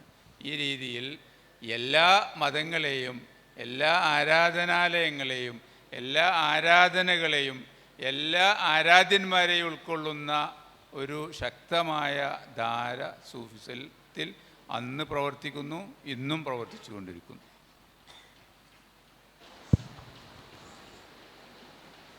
എല്ലാ മതങ്ങളും അതിൻ്റെ ഒക്കെ പോയിൻ്റ് ഏത് വഴിയിൽ പോയാലും അവിടെയാണ് എത്തിച്ചേരുന്നത് തുടങ്ങി ഉള്ള ഒരു വിശ്വാസധാര ഇസ്ലാമിൻ്റെ പേരിൽ പ്രചരിപ്പിക്കുന്ന ഒരു സംവിധാനം കൂടെയാണ് ഈ സൂഫിസം എന്ന് നമ്മൾ മനസ്സിലാക്കി. ഇത് നേരത്തെ ഫാറൂഖി സൂചിപ്പിച്ചല്ലോ, ഈ വഹ്ദത്തുൽ വുജൂദ് അല്ലെങ്കിൽ ഈ ഒരു അദ്വൈതവാദം എന്ന് പറയുന്ന സംഗതി, എന്ത് കണ്ടാലും അള്ളാഹുവാണ്, എന്തിലും ദൈവാംശമുണ്ട് എന്ന് പറയുന്ന ആ ഒരു ചിന്താഗതി സത്യത്തിൽ അത് കേരളത്തിൽ തന്നെ വലിയ സ്വാധീനം ഉണ്ടാക്കിയിട്ടുണ്ട്. ഇപ്പോൾ ഈ അടുത്ത് നടക്കുന്ന ചില അസാവിയത്തു സൂഫിയ എന്നൊക്കെ പറഞ്ഞ നേരത്തെ ആദശ്ശേരി സാർ സൂചിപ്പിച്ചല്ലോ, അതിൻ്റെയൊക്കെ പേരിൽ എന്നാൽ ഒപ്പം സുന്നത്ത് ജമാഅത്തിൻ്റെ ആളുകളാണെന്ന് അവകാശപ്പെടുകയും ചെയ്യുന്ന ചില ആളുകളൊക്കെ ഇപ്പോൾ ഈ അടുത്ത കാലത്ത്, നേരത്തെയും വേറെ രൂപത്തിലുണ്ട് എന്നാലും ഒന്നുകൂടെ ഉറക്കെ പറയാൻ തുടങ്ങിയൊരു സംഗതി വെച്ചാൽ, പിന്നെ ആദ്യത്തെ മനുഷ്യൻ ആരാണ്? നമുക്ക് സംശയമില്ല, ആദം അലൈഹി സ്വലാത്തു വസ്സലാമാണ് അല്ലേ? അബൂന അബുൽ ബഷർ ആദം അലൈഹി സ്വലാത്തു വസ്സലാമാണ്. പക്ഷെ ഇപ്പോൾ ആ ചോദ്യം ഈ പറയുന്ന ആളുകളോട് ചോദിച്ചാൽ, അഹ്ലുസുന്നത്തി വൽ ജമാഅത്തിൻ്റെ ലേബലിൽ സൂഫിസം പ്രചരിപ്പിച്ചു കൊണ്ടിരിക്കുന്ന ഈ ആളുകൾ ചോദിച്ചാൽ ഇപ്പം പറയുന്നത് മുഹമ്മദ് നബി സ്വല്ലല്ലാഹു അലൈഹി വസല്ലമയാണ് ഒന്നാമത്തെ മനുഷ്യനാണ്. അന്നേ നൂറാണ് ആദ്യം, റസൂലുള്ളാഹി സ്വല്ലല്ലാഹു അലൈഹി വസല്ലമയുടെ നൂറാണ് ആദ്യം പടച്ചത്. അവിടെ നിന്ന് ഇങ്ങനെ തുടങ്ങിയിട്ട് പിന്നെ മുഹയ്യിദ്ദീൻ ഷെയ്ഖിനെ കുറിച്ച് കുറേ പറഞ്ഞു. ഈ മുഹയ്യിദ്ദീൻ ഷെയ്ഖിനെ പറ്റി പറഞ്ഞ് അദ്ദേഹം ഇതിന് പല ഉത്തരവാദിയല്ല, അദ്ദേഹത്തിൻ്റെ പേരിൽ പറഞ്ഞുണ്ടാക്കിയതാണ്. അതിന് പറഞ്ഞ് നൂഹ് നബി അലൈഹി സ്വലാത്തു വസ്സലാമിൻ്റെ കാലത്ത് അദ്ദേഹം ഉണ്ട്, അങ്ങനെ തുടങ്ങി പല കാലത്തും അദ്ദേഹം ഉണ്ട്. അപ്പോൾ എന്നാ അദ്ദേഹത്തിൻ്റെ ജനനം? ഇങ്ങനെയുള്ള കാര്യങ്ങൾ അത് നമ്മുടെ കേരളത്തിൽ വരെ ദുസ്വാധീനമുണ്ടാക്കിയിട്ടുണ്ട്. അതുമായി ബന്ധപ്പെട്ട് ഫാറൂഖി ഒന്ന് വിശദീകരിച്ചു. നിർമ്മദനി സൂചിപ്പിച്ചതുപോലെ നമ്മുടെ ആളുകൾ കാര്യങ്ങൾ നേരെ ചൊവ്വെ പഠിക്കാത്തത് കൊണ്ട് ഈ അദ്വൈത സിദ്ധാന്തം ഏറ്റുപാടിക്കൊണ്ടിരിക്കുന്നുണ്ട്. എനിക്ക് അത്ഭുതം തോന്നുന്നുണ്ട്. ഞാൻ എൻ്റെ നാടിനടുത്ത് പള്ളിയിൽ വെച്ച് ഒരു ദിക്റിൻ്റെ ഹൽക്കയിൽ മൈക്കിൽ കൂടി ഞാൻ കേട്ടതാണ് ലാ മൗജൂദ ഇല്ലല്ലാ. ലാ ഇലാഹ ഇല്ലല്ലാ അല്ല അവർ ദിക്റായിട്ട് ചെല്ലണത്, ലാ മൗജൂദ ഇല്ലല്ലാ. എളങ്കൂറിനടുത്താണ് ഞാൻ താമസിക്കുന്നത്. അതിൻ്റെ അടുത്ത് ഒരു പള്ളിയിൽ വെച്ചാണ് ഈ ദിക്റ് കേട്ടുകൊണ്ടിരിക്കുന്നത്. അദ്വൈത സിദ്ധാന്തമാണ് യഥാർത്ഥത്തിൽ അവരാ പറയുന്നത്, അവർക്കറിയില്ല. അതുപോലെ എല്ലാറ്റിലും ഒരു വേള എല്ലാറ്റിൻ്റെയും മുന്നേ പ്രവാചകനെയാണ് സൃഷ്ടിച്ചതെന്ന് പറയും. മറ്റൊരിക്കൽ എല്ലാറ്റിലും മുഹിയുദ്ദീൻ ഷേഖിനെയാണ് ആദ്യത്തിൽ സൃഷ്ടിച്ചത് എന്ന് പറയും. അവർ ചൊന്ന ബെയ്ത്ത് എന്ന ഒരു ബെയ്ത്ത് നമ്മൾ പലപ്പോഴായി കേട്ടിട്ടുണ്ട്. ആ ബെയ്ത്തിലെ 2 വരി ഇതാണ്. മുഹിയുദ്ദീൻ ഷേഖ് പറയാണ്, കുന്തുമ അനൂഹിൻ ബിഅഅ്ലാ സഫീനത്തിൻ ബിഹാറൻ വതൂഫാനൻ അലാ കഫി ഖുദ്റതി. നൂഹ് അലൈഹി സ്വലാത്തു വസ്സലാം കപ്പലിൽ പോകുമ്പോൾ ആ കപ്പൽ മുങ്ങാൻ നിൽക്കുകയായിരുന്നു. കപ്പൽ മുങ്ങാതെ രക്ഷപ്പെടുത്തിയത് അള്ളാൻ്റെ കഴിവുകൊണ്ടല്ല, ഞാനാണ് ആ കപ്പൽ രക്ഷപ്പെടുത്തിയത്. വകുന്തു മഅ ഇബ്രാഹീമ മുൽഖൻ ബിനാരിഹി വമഅ ബറദൻ നീറാനു ഇല്ലാ ബിദഅവതി. ഇബ്രാഹിം അലൈഹി സ്വലാത്തു വസ്സലാമിനെ നമ്രൂദും കിങ്കരന്മാരും അഗ്നികുണ്ഡത്തിലേക്ക് വലിച്ചെറിഞ്ഞപ്പോൾ യഥാർത്ഥത്തിൽ ഖലീലുല്ലാഹി ഇബ്രാഹിം നബി അലൈഹി സ്വലാത്തു വസ്സലാമിനെ രക്ഷിച്ചതും ഞാനാണ്. ഇതിനൊക്കെ ശരിവെക്കുന്ന രൂപത്തിൽ നമ്മുടെ നാട്ടിൽ വഹദത്ത് മാല എന്ന് പറഞ്ഞിട്ടൊരു മാല ഉണ്ടായിരുന്നു പണ്ട്. ഇപ്പോൾ അങ്ങനെ തന്നെ അത് ചൊല്ലാറില്ല, അതിലും വലുതാണ് ഇപ്പോൾ ചൊല്ലാറുള്ളതെന്ന് മാത്രം. അതെന്തായിരുന്നു എന്ന് ചോദിച്ചാൽ, അള്ളാഹു ഇൻസാനിൽ കാമിലായി ലഹ്റായി എല്ലാമായി ഇൻസാനിൽ ആടുന്നു ദൗറായി. എല്ലിലും അള്ളണ്ട്, മനുഷ്യനിലും അള്ളണ്ട്. ആദി മുതൽ അവസാനം വരേക്കും ആ ഒന്നു തന്നെ കലാമായുദിക്കും. ആദി വെളിവായി അതു താൻ വെളിവായി അത് ആദമായി വന്ന് ലുഹൂറായി അംബിയ ഔലിയ ആയി വന്നു അവസാനം മക്കത്തതു തന്നെ വന്നു. വരികൾ ഇനിയുണ്ട്, ചൊല്ലേണ്ടതില്ല. ചുരുക്കി പറഞ്ഞാൽ എല്ലാറ്റിലും അള്ളാഹുവിൻ്റെ ഒരു അംശമുണ്ട്. അതാണ് അംബിയയായി ഔലിയയായി മക്കത്തും മാത്രമല്ല നമ്മളെ നാട്ടിലുമൊക്കെ ഇങ്ങനെ തെണ്ടി നടക്കുന്ന ഔലിയാക്കന്മാർ എന്ന് വരുത്തി തീർക്കുന്ന അവസ്ഥയിലേക്ക് കാര്യങ്ങളെത്തി. നമ്മുടെ നല്ലൊരു പക്ഷം ആളുകൾ അത് വിശ്വസിക്കുകയും ചെയ്തു. മാല മൗലൂദുകളിൽ അതിനെ ശരിവെക്കുന്ന എമ്പാടും വരികൾ നമുക്ക് കാണാൻ പറ്റും. മുനീർ മദനി സൂചിപ്പിച്ചതുപോലെ ആദ്യം ഷറഫുൽ അനാം മൗലൂദിൽ പറയുന്നത് എല്ലാറ്റിൻ്റെയും മുമ്പ് മുഹമ്മദ് മുസ്തഫ സല്ലല്ലാഹു അലൈഹി വസല്ലമയുടെ പ്രകാശമാണ് സൃഷ്ടിക്കപ്പെട്ടത് എന്ന്. വറുവിയ അനിൻ നബി സല്ലല്ലാഹു അലൈഹി വസല്ലം എന്ന് പറഞ്ഞിട്ട് ഒരു വ്യാജ നിർമ്മിത ഹദീസാണ് മൗലൂദിൻ കിതാബിൽ അതിനു വേണ്ടി സ്ഥാനം പിടിച്ചിട്ടുള്ളത്.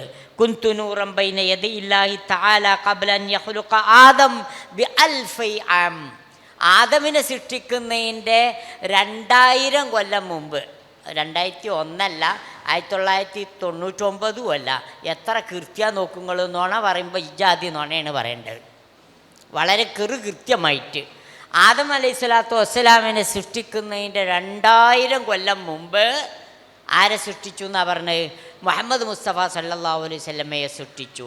എന്നിട്ട് അതിങ്ങനെ അമ്പിയാക്കന്മാരുടെ മുതുകിലൂടെ മാറി മാറി വന്നു. ഈ രൂപത്തിലൊക്കെയുള്ള ചില വിദണ്ഡമായ വാദങ്ങളാണ് പലപ്പോഴും, ഈ പിഴച്ച വാദങ്ങളാണ് തങ്ങൾ പേറി നടക്കുന്നത് എന്നറിയാതെ സൂഫിസം അതിൻ്റെ ആളുകളിൽ അടിച്ചേൽപ്പിച്ചു കൊണ്ടിരിക്കുന്നത്. ഇതിൽ കൂട്ടത്തിൽ ഒരു കാര്യം കൂടെ, നമ്മുടെ നാട്ടിൽ ഈ സൂഫിസത്തിൻ്റെ കുറേ പുസ്തകങ്ങൾ ഇങ്ങനെ പ്രചരിച്ചുകൊണ്ടിരിക്കുന്നുണ്ട്. അതിൽ ഒരു പന്താവൂർക്കാരനായ ഒരു മുസ്ലിയാരൊക്കെ അതിൻ്റെ കുറേ പുസ്തകങ്ങൾ പരിഭാഷപ്പെടുത്തുകയും ഒക്കെ ചെയ്ത്, ആ ജാതി പുസ്തകങ്ങൾ കുറേ പരിഭാഷപ്പെടുത്തി സാധാരണക്കാരിലേക്ക് ഇങ്ങനെ കുറഞ്ഞ പൈസക്ക് സാധാരണക്കാരിലേക്ക് ഇതിങ്ങനെ വിറ്റഴിച്ചുകൊണ്ടിരിക്കുകയാണ്. അതല്ലാതെ ചരിത്രത്തിൻ്റെ പേരിൽ, ചരിത്രം എന്ന പേരിൽ എഴുതിയ കുറേ പുസ്തകങ്ങൾ, ആ കൂട്ടത്തിലൊന്നുണ്ട് അജ്മീർ ഫക്കീർ ബീരാൻ ഔലിയ പാപ്പ എന്നൊരു സാധനം. അജ്മീർ ഫക്കീർ ബീരാൻ ഔലിയ പാപ്പ ഉള്ള പേരാണ്. ഇയാളുടെ കുറേ കറാമത്തിൻ്റെ പേരിലുള്ള കഥകൾ, അതുപോലെ അയാളുടെ കുറേ സ്പെഷ്യൽ ദിക്കറുകൾ, ആ ദിക്കർ ഇങ്ങനെ വായിച്ചപ്പോൾ നേരത്തെ ഫാറൂഖി പറഞ്ഞതിൻ്റെ അതിങ്ങനെ കിട്ടും. അയാൾ പറയണത് ലാ കണ്ണ ഇല്ലല്ല, നമ്മൾ കേട്ടിട്ടുണ്ടോ പലരും, ലാ കണ്ണ ഇല്ലല്ല, ലാ മൂക്ക ഇല്ലല്ല, അല്ലല്ലാതെ കണ്ണില്ല, കണ്ണ് അത് അല്ലാണ്. അതിന് ഏതൊരു സ്ഥലത്ത് ഒരു മൂലർ പറഞ്ഞു, അല്ല കൊടുത്ത കണ്ണല്ലാതെ വേറെ കണ്ണില്ല എന്നതിൻ്റെ അർത്ഥം. അപ്പോൾ ലാ ഇലാഹില്ല പറഞ്ഞാൽ അല്ല കൊടുത്ത ഇലാഹല്ലാതെ വേറെ ഇലാഹില്ല എന്നാവൂലേ. ലാ ഇലാഹ എന്ന് പറഞ്ഞാൽ ഇലാഹ എന്ന ജിൻസ്, ആ വർഗമേ ഇല്ല എന്നാണ്. ഇല്ലല്ലാ, അല്ലല്ലാതെ. ലാ കണ്ണ, കണ്ണ് എന്ന് പറഞ്ഞ സാധനമേ ഇല്ല, ഇല്ലല്ല, അല്ലല്ലാതെ, അല്ലയാണ്. അയാളെ സംബന്ധിച്ചിടത്തോളം എന്ത് കണ്ടാലും അല്ലയാണ്, എന്ത് കണ്ടാൽ അല്ല. ലാ പല്ല ഇല്ലല്ല, ലാ തല വല വാല ഇല്ലല്ല, എഴുതിയോനെ തലോ ഇല്ല ഒന്നുണ്ട്. ആ രൂപത്തിലുള്ള ദിക്കർ. ഇയാളുടെ അരികിലൊക്കെ ഒരാൾ അയാളെ മകനെ കാണാനില്ല എന്ന് പറഞ്ഞിട്ട് ഒരു കംപ്ലൈൻറ്റ് ഇട്ട് വരികയാണ്. അപ്പോൾ ഇയാൾ ചോദിച്ചു, ഈ വീരാവല്ലിപ്പോൾ ചോദിച്ചു ഇയാളോട്, നിനക്ക് പനമരം ഉണ്ടല്ലോ, ആ മരത്തുമ്പോൾ കയറാൻ അറിയുമെന്ന് ചോദിച്ചു. ഇല്ല എന്ന് പറഞ്ഞു. കിണറിലിറങ്ങാൻ അറിയുമെന്ന് ചോദിച്ചു. ആ എന്ന് പറഞ്ഞു. എന്നാൽ കിണറിലിറങ്ങണം, എന്നിട്ട് ദിക്കർ ചൊല്ലണം എന്ന് പറഞ്ഞു. എന്താ ദിക്കർ അറിയോ? ലാ പുത്രൻ ഇല്ലല്ലാ, അല്ലല്ലാതെ പുത്രനില്ല. അള്ളാനെ ഇപ്പോൾ ഈ തിരഞ്ഞെടുക്കണേ, അള്ളാനെ കാണാനില്ല എന്നിട്ടാണ് ഇപ്പോൾ ഈ കംപ്ലൈൻറ്റ് വന്നത്. അതേപോലെ ഒരാൾക്ക് ചൊറിയാണ്, പെരുഞ്ചൊറി. ഈ ചൊറിയിട്ട് വന്ന ആളോ ഇയാളുടെ ദിക്കർ പഠിപ്പിച്ചു കൊടുക്കുകയാണ്, ലാ ചൊറി ഇല്ലല്ല. അപ്പം അള്ളാനെയാണ് എന്ത് ചെയ്യണത്? ഈ മാതിരി. വേറൊരാൾ ചുമയായിട്ട് വന്നു, ചുമ. എന്നിട്ട് പറഞ്ഞു 9 ദിവസമോ 10 ദിവസത്തെ രാത്രി ഉറങ്ങരുത്. 8 9 10 ദിവസം രാത്രി ഉറക്കം വെച്ചാൽ എല്ലാത്തവനും ചുമ ഇളകും. ചിലപ്പോൾ പെരും ചുമയിട്ട് വന്ന ആളോട് പറയാണ് ഇത്ര ദിവസം ഉറങ്ങരുത്. അങ്ങനെ രാത്രി പാതിരാക്കി എണീറ്റിട്ട് ദിക്കർ ഇതെല്ലാം പറഞ്ഞു. എന്തൊക്കെ ദിക്കർ? അതിലൊന്നില്ല ലാ കൊര ഇല്ലല്ല, അല്ലല്ലാതെ കൊരല്ല. അങ്ങനെ തുടങ്ങിയിട്ട് ഹാ ഹീ ഹൂ എന്നൊക്കെ പറഞ്ഞിട്ട് അതൊക്കെ എത്ര വട്ടെന്നറിയോ? 10,000, ലക്ഷം, 2 ലക്ഷം, 3 ലക്ഷം ഇങ്ങനെ കൊടുക്കന്നെ. ലെവലില്ലാത്ത പറച്ചിലാണ് ഞാൻ പറയുന്നത്. ഇതൊക്കെ സാധാരണക്കാർ, ഇത് വളരെ ചീപ്പ് റേറ്റ് കിട്ടുന്ന ചെറിയ ചെറിയ പുസ്തകങ്ങളാണ്. ഈ പുസ്തകങ്ങൾ സാധാരണക്കാരൻ വാങ്ങിക്കൊണ്ടുപോയിട്ട് ഇത് ഈമാൻ കൊണ്ട് നടക്കുകയാണ്. അപ്പോൾ ഇത് ഈ സൂഫിസം എന്ന് പറയുമ്പോൾ നമ്മൾ അതൊരു പിന്നെ കുറേ അകലെയാണെന്നല്ല കരുതുന്നത്. നമ്മുടെ സമൂഹത്തിൽ അത് കുറേ ആൾക്കാർ പ്ലാൻ ചെയ്തും പ്ലാൻ ചെയ്യാതെയും നടപ്പിലാക്കിക്കൊണ്ടിരിക്കുകയാണ്. ഇത് വളരെ ബോധപൂർവ്വം ആസൂത്രിതമായി ഇത് നടപ്പിലാക്കാൻ ശ്രമിച്ചു കൊടുക്കുന്ന ടീമുണ്ട്. ഒപ്പം ഇങ്ങനെ കുറേ ചില ഉണ്ടല്ലോ മുഖലിസികൾ, കുറേ ഇഖ്ലാസുള്ള മനുഷ്യന്മാരായിട്ട് അതിൽ പെട്ടുപോകുന്ന ആൾക്കാരുണ്ട്. അപ്പോൾ അത് സമൂഹം തിരിച്ചറിയണം. അതേപോലെ തന്നെ ഇപ്പോൾ ചില പണ്ഡിതന്മാർ, ഇപ്പോൾ ഇമാം ഖസാലിയെ പോലുള്ള ഹുജ്ജത്തുൽ ഇസ്ലാം എന്ന പേരിൽ അറിയപ്പെടുന്ന അബു ഹാമിദിൻ അൽ ഖസാലി, അദ്ദേഹത്തിൻ്റെ പല പുസ്തകങ്ങൾ, ഇഹ്യാ ഉലൂമിദ്ദീൻ പോലുള്ള പുസ്തകങ്ങളൊക്കെ വളരെ പ്രചാരത്തിലുണ്ട്. നമ്മുടെ കേരളത്തിൽ വളരെ അധികം പരിഭാഷ ചെയ്യപ്പെട്ട പുസ്തകമൊക്കെയാണ്.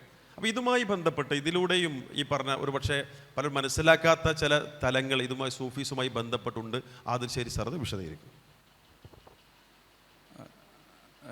ഇമാം ഗസാലിയെക്കുറിച്ച് പറയുന്നതിന് മുമ്പ് ഈ സർവ മതസത്യവാദികളായ അദ്വൈതവാദികളായ കേരളത്തിലെ 2 പ്രമുഖ അദ്വൈതവാദികളെ ഇവിടെ പരിചയപ്പെടുത്തുകയുണ്ടായി. ഒന്ന് വഹദത്ത് മാല എഴുതിയ ബാബ ഫരീദ് ഖാൻ കോട്ടയത്തുകാരനായ, കഴിഞ്ഞ നൂറ്റാണ്ടിൽ 4 പേരാണ് എൻ്റെ ശ്രദ്ധയിൽപ്പെട്ട ഏറ്റവും വലിയ അദ്വൈതവാദ പ്രചാരകർ. ഒന്ന് വഹദത്ത് മാലയുടെ കർത്താവായ ബാബ ഫരീദ് ഖാൻ കോട്ടയം, മറ്റൊന്ന് വീരാനൗലിയ അമ്പംകുന്ന് വീരാനൗലിയ ഈ പറഞ്ഞ ആൾ, മറ്റൊന്ന് കടായിക്കൽ മൊയ്തീൻകുട്ടി, അദ്ദേഹം ഒരു സാഹിത്യകാരനായിരുന്നു, ആ രീതിയിൽ കവിത എഴുതിയ ആളാണ്.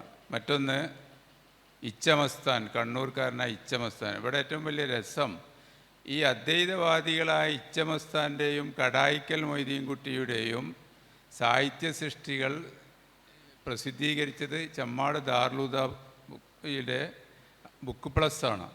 അത് എഴുതിയത് CH മുസ്തഫ മൗലവിയുടെ അനുയായിയായ, സർവമത സത്യവാദിയായ CH മുസ്തഫ മൗലവിയുടെ അനുയായിയായ സലാഹുദ്ദീൻ അയ്യൂബിയാണ്. അത് ദാറുൽഹുദയെ കൊണ്ടാണ് പ്രസിദ്ധീകരിപ്പിക്കുന്നത്. ഈ രീതിയിൽ സുന്നി സമൂഹങ്ങളിൽ ഈ ആശയം വേരോടുന്നു എന്നത് നമ്മൾ വളരെ ഗൗരവത്തോടു കൂടി കാണേണ്ടതാണ്. രണ്ടാമതായി ഇമാം ഗസാലി സൂഫി സാഹിത്യ ലോകത്തെ ഏറ്റവും വലിയ ഉജ്ജ്വല താരമാണ്. അദ്ദേഹം ഇൽമുൽ കലാമിൽ, ദൈവശാസ്ത്രത്തിൽ നിപുണനായിരുന്നു. അതുപോലെ ഫിഖ്ഹിൽ വസീത്ത്, ബസീത്ത് എന്നൊക്കെ പറഞ്ഞിട്ടുള്ള ഗ്രന്ഥങ്ങൾ എഴുതിയ ഷാഫി ഫിഖ്ഹിലെ വിശാരദനായിരുന്നു. അതുപോലെ സൂഫിസത്തിൽ, ഫിലോസഫിയിൽ, മന്തിക്കിൽ തുടങ്ങിയ വ്യത്യസ്ത വൈജ്ഞാനിക ശാഖകളിൽ അറിയപ്പെട്ട ആളായിരുന്നു. പക്ഷേ ഗസാലി ഏറ്റവും കൂടുതൽ അറിയപ്പെടുന്നത് അദ്ദേഹത്തിൻ്റെ ഇഹ്യാ ഉലൂമുദ്ദീൻ എന്ന ലോകപ്രസിദ്ധമായ സൂഫി സാഹിത്യ സൃഷ്ടിയിലൂടെയാണ്. ഈ ഗസാലി എന്താണ് ഈ പുസ്തകത്തിലൂടെ അദ്ദേഹം അവതരിപ്പിച്ചത്?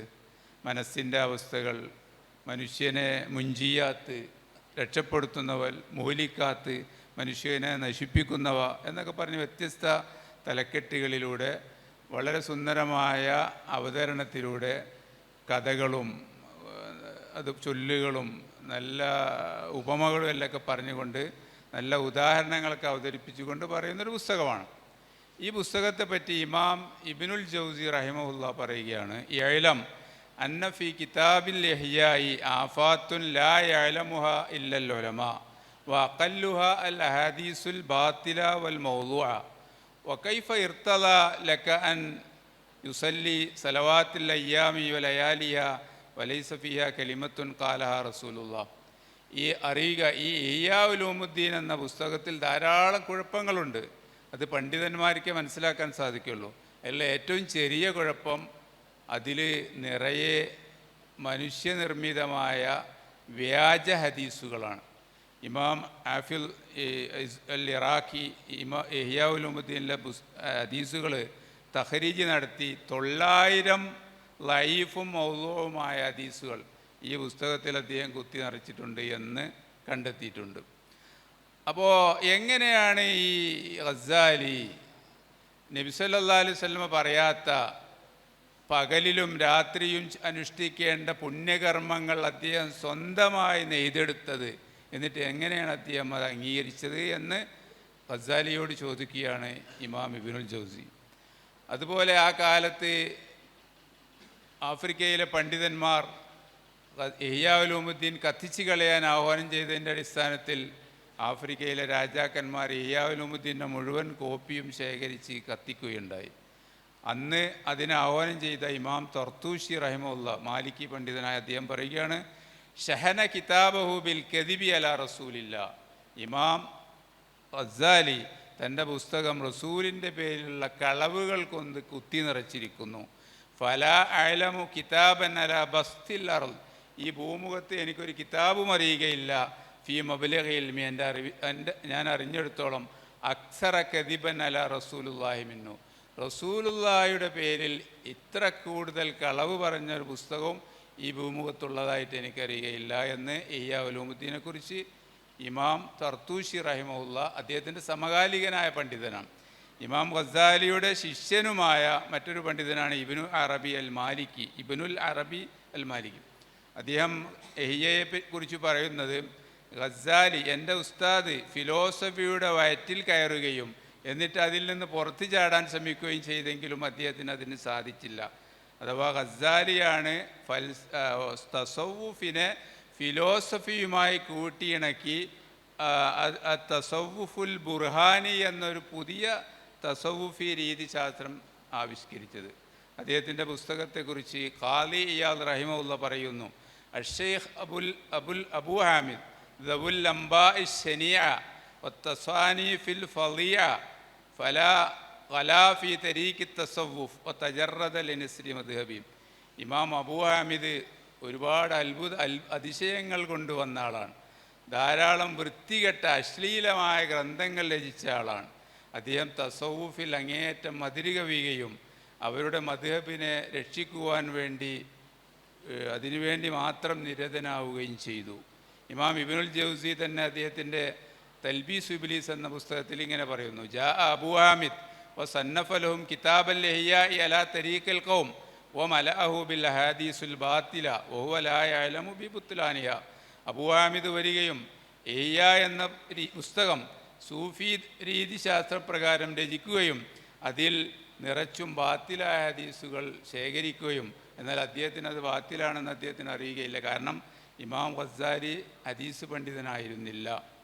അങ്ങനെ ഇൽമുൽ മുകാശഫയെക്കുറിച്ച് സംസാരിക്കുകയും ഫിഖിഹിൻ്റെ വഴിയിൽ നിന്ന് പുറത്തു ചാടുകയും ചെയ്തു. ഇമാം ദഹബി അദ്ദേഹത്തിൻ്റെ ഗ്രന്ഥത്തിൽ പറയുന്നു, സിയറു അലാമിൻ നുബലായിൽ പറയുന്നു, വഖദ് അക്സറൻ നഖൽ അൻ അബീ സയ്യിദ് അൽ ബിസ്താമി വൽ ഹല്ലാജ് വശിബിലി ഒമൻ വഗൈറുഹും. ഇമാം ഗസാലി തൻ്റെ പുസ്തകത്തിൻ്റെ റഫറൻസായി സ്വീകരിച്ചത് അബൂ യസീദ് അൽ ബിസ്താമിയുടെയും ഹല്ലാജിൻ്റെയും ഷിബിലിയുടെയും ഒക്കെ പുസ്തകങ്ങളാണ്. അതുപോലെ കൂത്തുൽ കുലൂബ്, അബൂ താലിബുൽ മക്കിയുടെ കൂത്തുൽ കുലൂബ്, ഇഖ്വാനുസ്സഫയുടെ റസായിൽ. ഇഖ്വാനുസ്സഫ ആരാണെന്ന് മനസ്സിലാക്കണം. ഇഖ്വാനുസ്സഫ എന്ന് പറഞ്ഞാൽ ഗൂഢാർത്ഥവാദികളായ ഷിയാ വിഭാഗമാണ്. അവർ ആ കാലത്ത് കുറേ പ്രബന്ധങ്ങൾ പ്രസിദ്ധീകരിച്ചു. ആ പ്രബന്ധത്തിൽ അവർ പറയുന്നത്, ഞങ്ങൾ ഈ പ്രബന്ധം തയ്യാറാക്കുന്നത് നുബൂവത്തിൻ്റെ കാലഘട്ടം കഴിഞ്ഞുപോയി, ഇനി നുബൂവത്തിന് പ്രസക്തിയില്ല, ഇനി ഫിലോസഫിയുടെ കാലമാണ്. അതുകൊണ്ടാണ് ഞങ്ങൾ ഈ പുസ്തകം ഈ പ്രബന്ധങ്ങൾ തയ്യാറാക്കുന്നത് ലോകത്തെ ജനങ്ങളെ രക്ഷിക്കുവാൻ വേണ്ടി. അത്തരം ഗൂഢാർത്ഥ രചനകളാണ് ഗസാലി തൻ്റെ ഇഹ്യാ ഉലൂമുദ്ദീൻ്റെ റഫറൻസായി സ്വീകരിച്ചത്. അതുപോലെ പേർഷ്യൻ കഥകൾ, ഹാരിസുൽ മുഹാസബിയുടെ റിആയത്ത്, ഇതൊക്കെ ഷെയ്ഖുൽ ഇസ്ലാം ഇബ്നു തൈമിയ ഗസാലിയുടെ ഇഹ്യയുടെ ഓരോ ലേഖനങ്ങളും ഏത് പുസ്തകത്തിൽ നിന്നാണ് അദ്ദേഹം ആശ്രയിച്ചതെന്ന് വ്യക്തമായി പറയുന്നുണ്ട്. അതോടൊപ്പം ഇബ്നു തൈമിയ പറയുന്നുണ്ട്, ഗസാലിയുടെ ഇഹ്യയിൽ മനുഷ്യന് ഗുണകരമായ കുറേ കാര്യങ്ങളുണ്ട്, പക്ഷേ അപകടകരമായ കുറേ കാര്യങ്ങളുണ്ട്.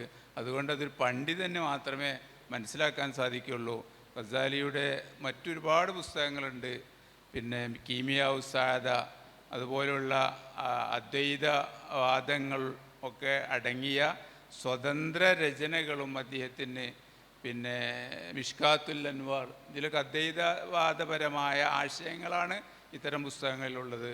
അതുകൊണ്ട് ആ കാലത്തെ പണ്ഡിതന്മാർ അതേക്കുറിച്ച് മുന്നറിയിപ്പ് നൽകിയിട്ടുണ്ട്. പക്ഷേ കാലം കഴിഞ്ഞപ്പോൾ ലോകത്തെ ആധ്യാത്മിക പുസ്തകങ്ങളിലെ ഒന്നാം സ്ഥാനമായി കേരളത്തിൽ ഇഹ്യാ ഉലൂമുദ്ദീന് 3-4 പരിഭാഷകൾ 30 വാള്യങ്ങളിലൊക്കെ ആയിട്ട് പ്രസിദ്ധീകരിക്കപ്പെട്ടിട്ടുണ്ട് എന്നത് ഈ പുസ്തകത്തിൻ്റെ സ്വാധീനം എത്ര ശക്തമാണ് എന്നത് തെളിയിക്കുന്നതാണ്.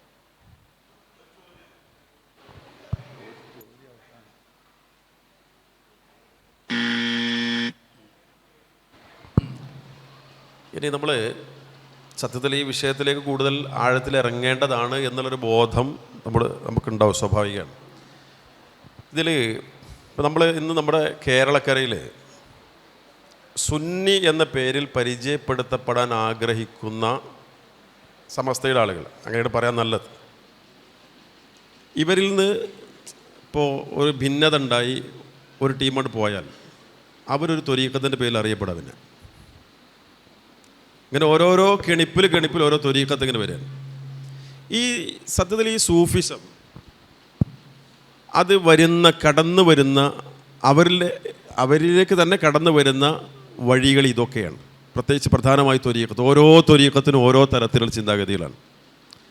ശരിക്കും മറ്റേ ആ പഴയ കൊണ്ടോട്ടി കൈക്കാരെന്ന് പറയുന്ന അവിടെ ആ തെക്കിയ എന്ന് പറഞ്ഞ സംഗതിയുണ്ട്. നേരത്തെ പറഞ്ഞ സാവിയത്ത് സൂഫിയ, നേരത്തെ ആദർശേരി സാർ പറഞ്ഞ പോലെ ആ രീതിയിലുള്ള ആ പേരിൽ തന്നെ അവിടെ പല കേന്ദ്രങ്ങളും അറിയപ്പെട്ടിരുന്നു. അപ്പം ഇങ്ങനെ ഈ കേരളത്തിൽ ഇന്നുള്ള ത്വരീഖത്തുകളിൽ എങ്ങനെ ഇത് കാണുന്നു, അതുമായി ബന്ധപ്പെട്ട കാര്യങ്ങൾ ഫാറൂഖ് എന്ന് വിശദീകരിക്കും.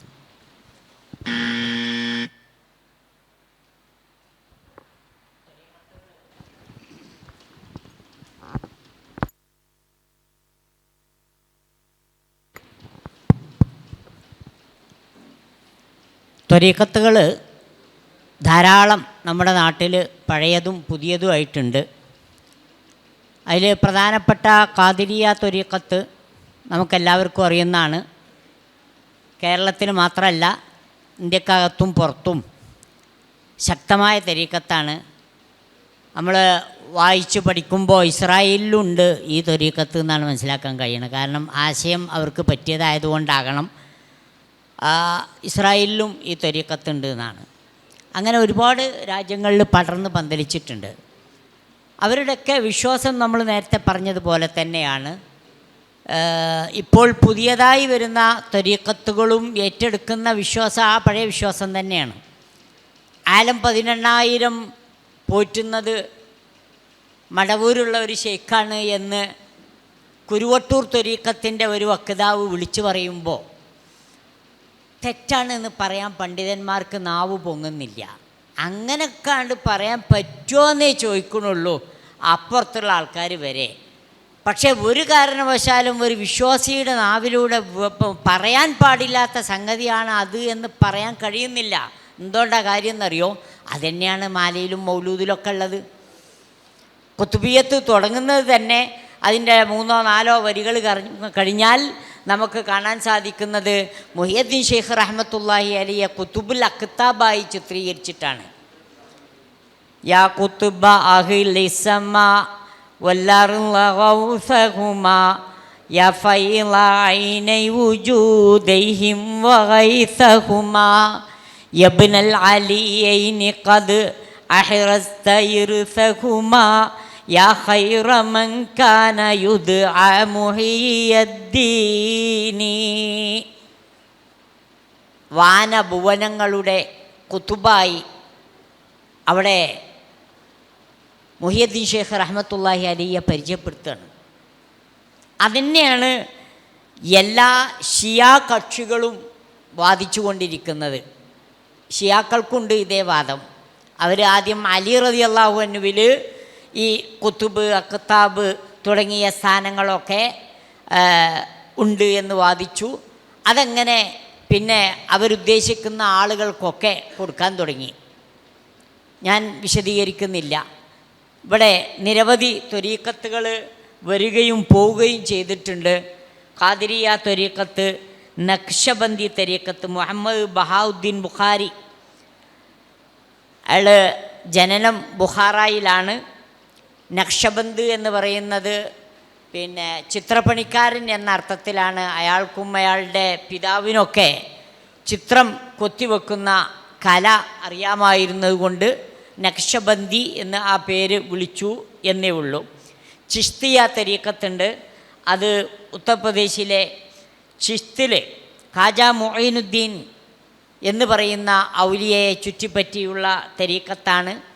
പിന്നെ നമ്മളുടെ പട്ടിക്കാട് ജാമിയ നൂരിയ കൊണ്ടുവന്ന നൂരിഷ ഷെയ്ഖിൻ്റെ ഒരു തരീഖത്തുണ്ട്. അദ്ദേഹം ഹൈദരാബാദിൽ നിന്ന് വന്നതായിരുന്നു. ഇവിടുന്ന് കുറച്ച് ആൾക്കാർ 1970കളിൽ ഈ നൂർഷയെ കാണാൻ അദ്ദേഹത്തെ ത്വരീഖത്തിനെ പറ്റി പഠിക്കാൻ വേണ്ടി അങ്ങോട്ട് പോയി. പിന്നെ അങ്ങോട്ട് പിടിച്ചേൽച്ച് കൊടുന്നതാണ്.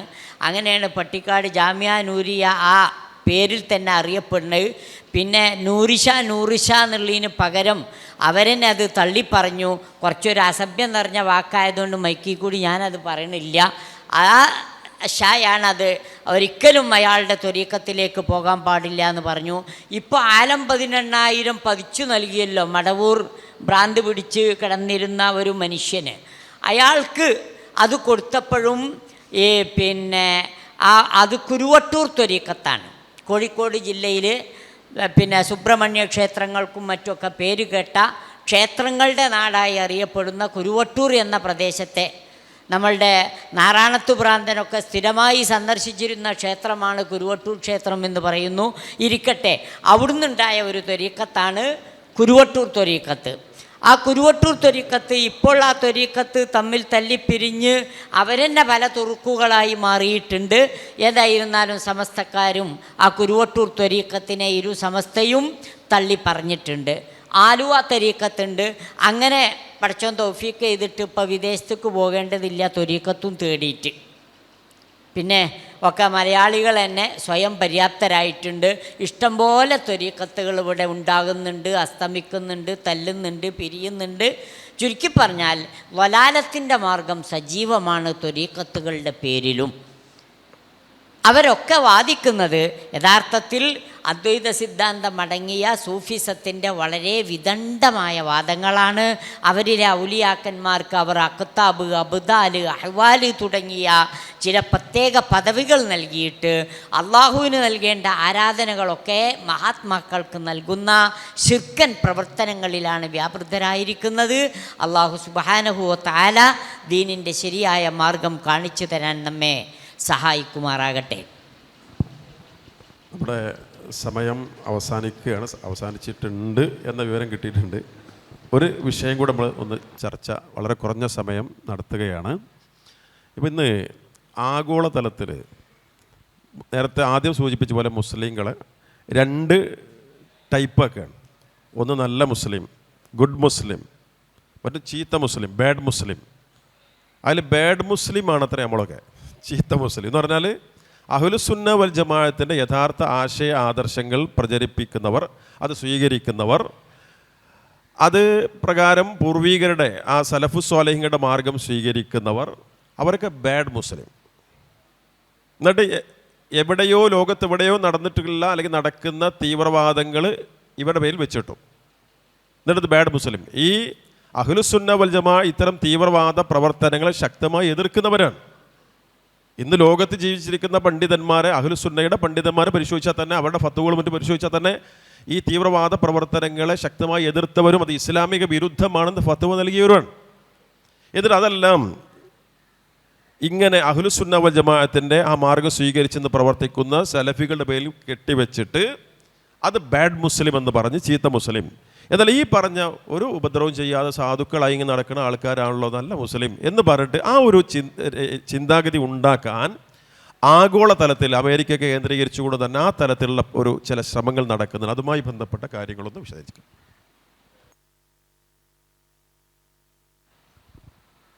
ഈ ചർച്ചയുടെ ഏറ്റവും മർമ്മപ്രധാനമായ വിഷയമാണ് നമ്മൾ സംസാരിക്കുന്നത്. അമേരിക്കയുടെ ഫോറിൻ പോളിസി രൂപീകരിക്കുന്ന ഒരുപാട് ബൗദ്ധിക കേന്ദ്രങ്ങളുണ്ട്. അതിൽപ്പെട്ട ഒന്നാണ് Rand foundation. Rand foundation, Carnegie foundation, peace foundation തുടങ്ങിയ ഒരുപാട് ഏജൻസികളുണ്ട്. ഇവരൊക്കെ സൂഫിസത്തിനെ പ്രൊമോട്ട് ചെയ്യുന്നതിൽ വളരെ വലിയ പങ്ക് നിർവഹിക്കുന്നവരാണ്. 2007 റാൻഡ് ഫൗണ്ടേഷൻ പുറത്തിറക്കിയ ഒരു പ്രബന്ധത്തിൽ, ഒരു റിപ്പോർട്ടിൽ അവർ പറയുകയുണ്ടായി, ലോക മുസ്ലിങ്ങളെ 2 വിഭാഗമായി തിരിക്കാം. ഒന്ന് റാഡിക്കൽ ഇസ്ലാം അഥവാ വഹാബി ഇസ്ലാം, മറ്റൊന്ന് മോഡറേറ്റ് ഇസ്ലാം അഥവാ ദർഗകളിൽ ചുറ്റും കറങ്ങുന്ന മുസ്ലിങ്ങൾ. റാഡിക്കൽ ഇസ്ലാമിനെ നമ്മൾ നശിപ്പിക്കേണ്ടതുണ്ട്, മോഡറേറ്റ് ഇസ്ലാമിനെ നമ്മൾ പ്രൊമോട്ട് ചെയ്യേണ്ടതുണ്ട്. വളരെ വ്യക്തമായിട്ട് ഇതിൻ്റെ ഭാഗമായിട്ട് 2013 അൽ മുജ്തമഅ വാരികയിൽ ഞാനൊരു ലേഖനം വായിക്കുകയുണ്ടായി. അമേരിക്ക മില്യൺ കണക്കിന് ഡോളറുകൾ പാകിസ്ഥാനിലെ സൂഫി ആശ്രമങ്ങൾ പുനർനിർമ്മിക്കുവാനും അത്തരം സംവിധാനങ്ങൾക്ക് വേണ്ടിയൊക്കെ ചെലവഴിച്ചതിൻ്റെ ഒരു റിപ്പോർട്ട് വായിക്കുകയുണ്ടായി. ആഗോള സൂഫിസം കേരള സൂഫിസവുമായി ഉള്ള പാലവും നമ്മൾ മനസ്സിലാക്കേണ്ടത്. ലോകത്തെ കഴിഞ്ഞ 2 വർഷം മുമ്പ് മരണപ്പെട്ട ഏറ്റവും വലിയൊരു സൂഫി നേതാവായിരുന്നു സൈപ്രസിലെ നാലിം ഹക്കാനി. അദ്ദേഹത്തിൻ്റെ ശിഷ്യനാണ് കേരളത്തിൽ വളരെ അടുത്ത ബന്ധം ഉള്ള യമനിലെ അലി ജിഫ്രി. അതുപോലെ അദ്ദേഹത്തിൻ്റെ മറ്റൊരു ശിഷ്യനാണ് അമേരിക്കയിലെ ഹിഷാം ഖബ്ബാനി. അമേരിക്കയിലെ സൂഫികളുടെ ഏറ്റവും വലിയൊരു സൂഫി ഓർഡറിൻ്റെ നേതാവാണ് ഇദ്ദേഹം. ഈ ഇദ്ദേഹത്തിൻ്റെ ശിഷ്യനായ അലി ജിഫ്രി കേരളത്തിൽ മർക്കസുകളിലൊക്കെ സ്ഥിരം സന്ദർശിക്കുകയും കേരള സുന്നിയുമായി നിരന്തരമായി പാലം നിർമ്മിക്കുകയും ചെയ്യുന്ന ഒരാളാണ്. അതുപോലെ കേരളത്തിലെ ഇരുവിഭാഗം സുന്നികളും പ്രൊമോട്ട് ചെയ്യുകയും പരിഭാഷപ്പെടുത്തുകയും ചെയ്യുന്ന ആളാണ് ഹംസ യൂസുഫ്. അതുപോലെ ഷിയ വിശ്വാസിയായ സയ്യിദ് ഹുസൈൻ നസർ, ഇറാനിയായ ഇന്ന് അമേരിക്കയിൽ സെറ്റിലായ ഷിയ വിശ്വാസിയായ ഹുസൈൻ നസർ. അപ്പോൾ ഇതിൽ വളരെ ഗുരുതരമായൊരു സംഗതി എന്താണെന്ന് വെച്ചാൽ, ഈ അമേരിക്കയിലെ പീസ് ഫൗണ്ടേഷൻ, US പീസ് ഫൗണ്ടേഷൻ്റെ ഉദ്യോഗസ്ഥനായ റോബിൻ റൈറ്റ് ന്യൂയോർക്ക് ടൈംസിൽ എഴുതിയൊരു ലേഖനത്തിൽ പറയുകയുണ്ടായി, നിങ്ങൾ മറ്റ് മുസ്ലിങ്ങളെ ഭയപ്പെടരുത്, സലഫികളെ മാത്രം ഭയപ്പെടരുക. അമേരിക്കയുടെ ആശങ്ക, ഇസ്ലാമിക തീവ്രവാദത്തെക്കുറിച്ചുള്ള അമേരിക്കയുടെ ആശങ്ക എന്ന ലേഖനത്തിലാണ് നിങ്ങൾ ഒരു മുസ്ലിമിനെയും ഭയപ്പെടേണ്ടതില്ല, സലഫി മുസ്ലിങ്ങളെ മാത്രമാണ് ഭയപ്പെടേണ്ടത് എന്നത്. ഈ അമേരിക്കയാണ് ലോകത്ത് ഈ രീതിയിലുള്ള സൂഫി ഇസ്ലാമിനെ പ്രൊമോട്ട് ചെയ്യുന്നത്. സിറിയയിലെ ഏറ്റവും വലിയ സുന്നി ചിന്തകനായ, സുന്നി എന്നാൽ കേരളത്തിലെ സുന്നി ചിന്തകനായ, സമസ്ത സുന്നി ചിന്തകനായ ബൂത്തി, സയ്യിദ് റമദാൻ ബൂത്തി, അയാളൊരു ഉയർന്ന ചിന്തകനാണ്. കേരളം നിലവാരത്തിലുള്ള സുന്നി ചിന്തകനല്ല, ഉയർന്ന പണ്ഡിതനും കൂടിയാണ്. അദ്ദേഹം സൂഫിയാണ്. അദ്ദേഹത്തിൻ്റെ ശിഷ്യൻ പറയുകയുണ്ടായി, മാഹിറുൽ ഹിന്ദി, ബ്രിട്ടൻ അശ്അരി ചിന്താധാരയെ ലോകത്ത് പ്രൊമോട്ട് ചെയ്യുന്നു. അതിനുവേണ്ടി അവർ ഒരു മാസം നീണ്ടു നിൽക്കുന്ന ഒരു ക്യാമ്പിലേക്ക് ഞങ്ങൾ അശ്അരി പണ്ഡിതന്മാരെ 2010 ഒരു മാസം ഞങ്ങൾക്ക് ട്രെയിനിങ് നൽകുകയുണ്ടായി എന്ന് സയ്യിദ് റമദാൻ ബൂത്തിയുടെ ശിഷ്യൻ മാഹിറുൽ ഹിന്ദി പറയുകയുണ്ടായി. അതിന് പണം ചെലവഴിച്ചത് ബ്രിട്ടനിലെ വിദേശകാര്യ വകുപ്പാണ്. അതുപോലെ സുഡാനിലെ സൂഫി നേതാവ് മുന്തസിർ അൽ ഉസൈർ പറയുകയാണ്, സുഡാനിലെ സൂഫി നേതാക്കളെയും അലി ജിഫ്രിയെയും ക്രൈസ്തവ പാതിരിമാർക്കും അമേരിക്കൻ വിദേശകാര്യ വകുപ്പിൻ്റെ കീഴിൽ വൈറ്റ് ഹൗസിൽ വെച്ച് നടന്ന പരിപാടിയിൽ ദേശീയ സുരക്ഷാ വിഭാഗവും വിദേശകാര്യ വകുപ്പും സംയുക്തമായി സംഘടിപ്പിച്ച പരിപാടികളിൽ ഞങ്ങൾ സൂഫികൾ പങ്കെടുക്കുകയുണ്ടായി. അതിന് അമേരിക്കയിലെ ഗവേഷണ കേന്ദ്രങ്ങളും ചർച്ചുകളുമാണ് ഈ വർക്ക്ഷോപ്പിന് നേതൃത്വം നൽകിയത്. അവരെ ചർച്ച ചെയ്ത വിഷയം ചിന്താ തീവ്രവാദത്തിൻ്റെ കേന്ദ്രങ്ങൾ, അതുപോലെ ലളിത ഇസ്ലാമിക സൂഫിസം, സൂഫി ഇസ്ലാമിൻ്റെ ലാളിത്യം എന്ന വിഷയത്തെക്കുറിച്ചായിരുന്നു അവർ ചർച്ച ചെയ്തിരുന്നത്. അതുപോലെ കേരളത്തിൽ നിന്നിപ്പോൾ ഉദവികളൊക്കെ ധാരാളമായി പോകുന്ന നെതർലാൻഡ് സ്കോളർഷിപ്പ് ഇതുപോലുള്ളൊരു കെണിയാണ്. 2 കോടി 3 കോടി രൂപയാണ് ഒരു PhD സ്കോളർഷിപ്പിന് നെതർലാൻഡ് സ്കോളർഷിപ്പ് നൽകുന്നത്. കേരളത്തിൽ നിന്ന് ധാരാളം ഉദവികൾ ഇതിൽ പോയിക്കൊണ്ടിരിക്കുകയാണ്. ഇതിൻ്റെയൊക്കെ പിന്നിലുള്ള ചതിക്കുഴികൾ. അതുപോലെ മറ്റൊരു പുസ്തകമാണ് sponsoring Sufism, how governments promote mystical Islam in there domestic and foreign policies എന്ന പുസ്തകം. ഡോക്ടർ ഫൈറ്റ് മുറ്റീൻ എന്ന ആളുടേതാണ് പുസ്തകം.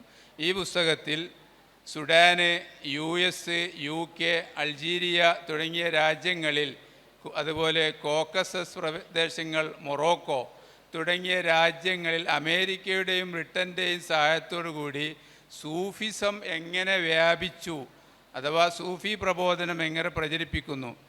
ഈ 2014 തോന്നുന്നു നമ്മുടെ കേരളത്തിലെ സുന്നി വിഭാഗത്തിൻ്റെ തലവന്മാരൊക്കെ പങ്കെടുത്ത അഹ്ലുസുന്ന സമ്മേളനം ഗ്രോസ്നിയിൽ നടക്കുകയുണ്ടായി, അഥവാ ചെച്നിയയിലെ തലസ്ഥാനമായ ഗ്രോസ്നിയിൽ. അതിൽ പങ്കെടുത്ത ഒരാളാണ് അദ്നാൻ ഇബ്രാഹിം. ലോകത്തെ പ്രമുഖനായ സൂഫി, അശ്അരി, സലഫി വിരുദ്ധ ചിന്തകനാണ്. ഇദ്ദേഹം ആയിഷ ബീവിയെ വ്യഭിചാരിണിയാണെന്ന് പറഞ്ഞുകൊണ്ട് പുസ്തകം എഴുതിയാണ്. മുആവിയ റളിയല്ലാഹു അൻഹു കള്ളനാണെന്ന് പറഞ്ഞുകൊണ്ട് പുസ്തകം എഴുതിയാണ്. ഇദ്ദേഹമാണ് നമ്മുടെ സുൽത്താനുൽ ഉലമയുടെ കൂടെ അഹ്ലുസുന്ന സമ്മേളനത്തിൽ പങ്കെടുക്കുന്നത്.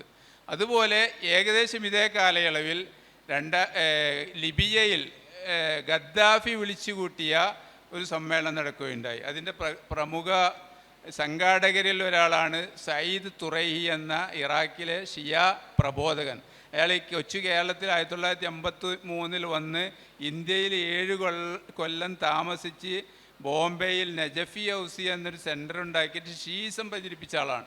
ഈ കക്ഷിയാണ് ഖദ്ദാഫിയുടെ ഷിയ സമ്മേളനത്തിലെ പ്രമുഖ സംഘാടകൻ. ഇതിൽ കേരളത്തിലെ സമസ്ത നേതാക്കൾ, ഇരുവിഭാഗം നേതാക്കളും എൻ്റെ സംസ്ഥാന സെക്രട്ടറി അടക്കമുള്ള നേതാക്കളൊക്കെ സംബന്ധിക്കുകയുണ്ടായി. ചുരുക്കി പറഞ്ഞാൽ കേരളം അല്ലെങ്കിൽ ഇന്ത്യ മോദിയുടെ നേതൃത്വത്തിലൊരു സൂഫി സമ്മേളനം നടക്കുകയുണ്ടായി. നമ്മുടെ കേരളത്തിലെ ഉലമാക്കളൊക്കെ പങ്കെടുത്ത്.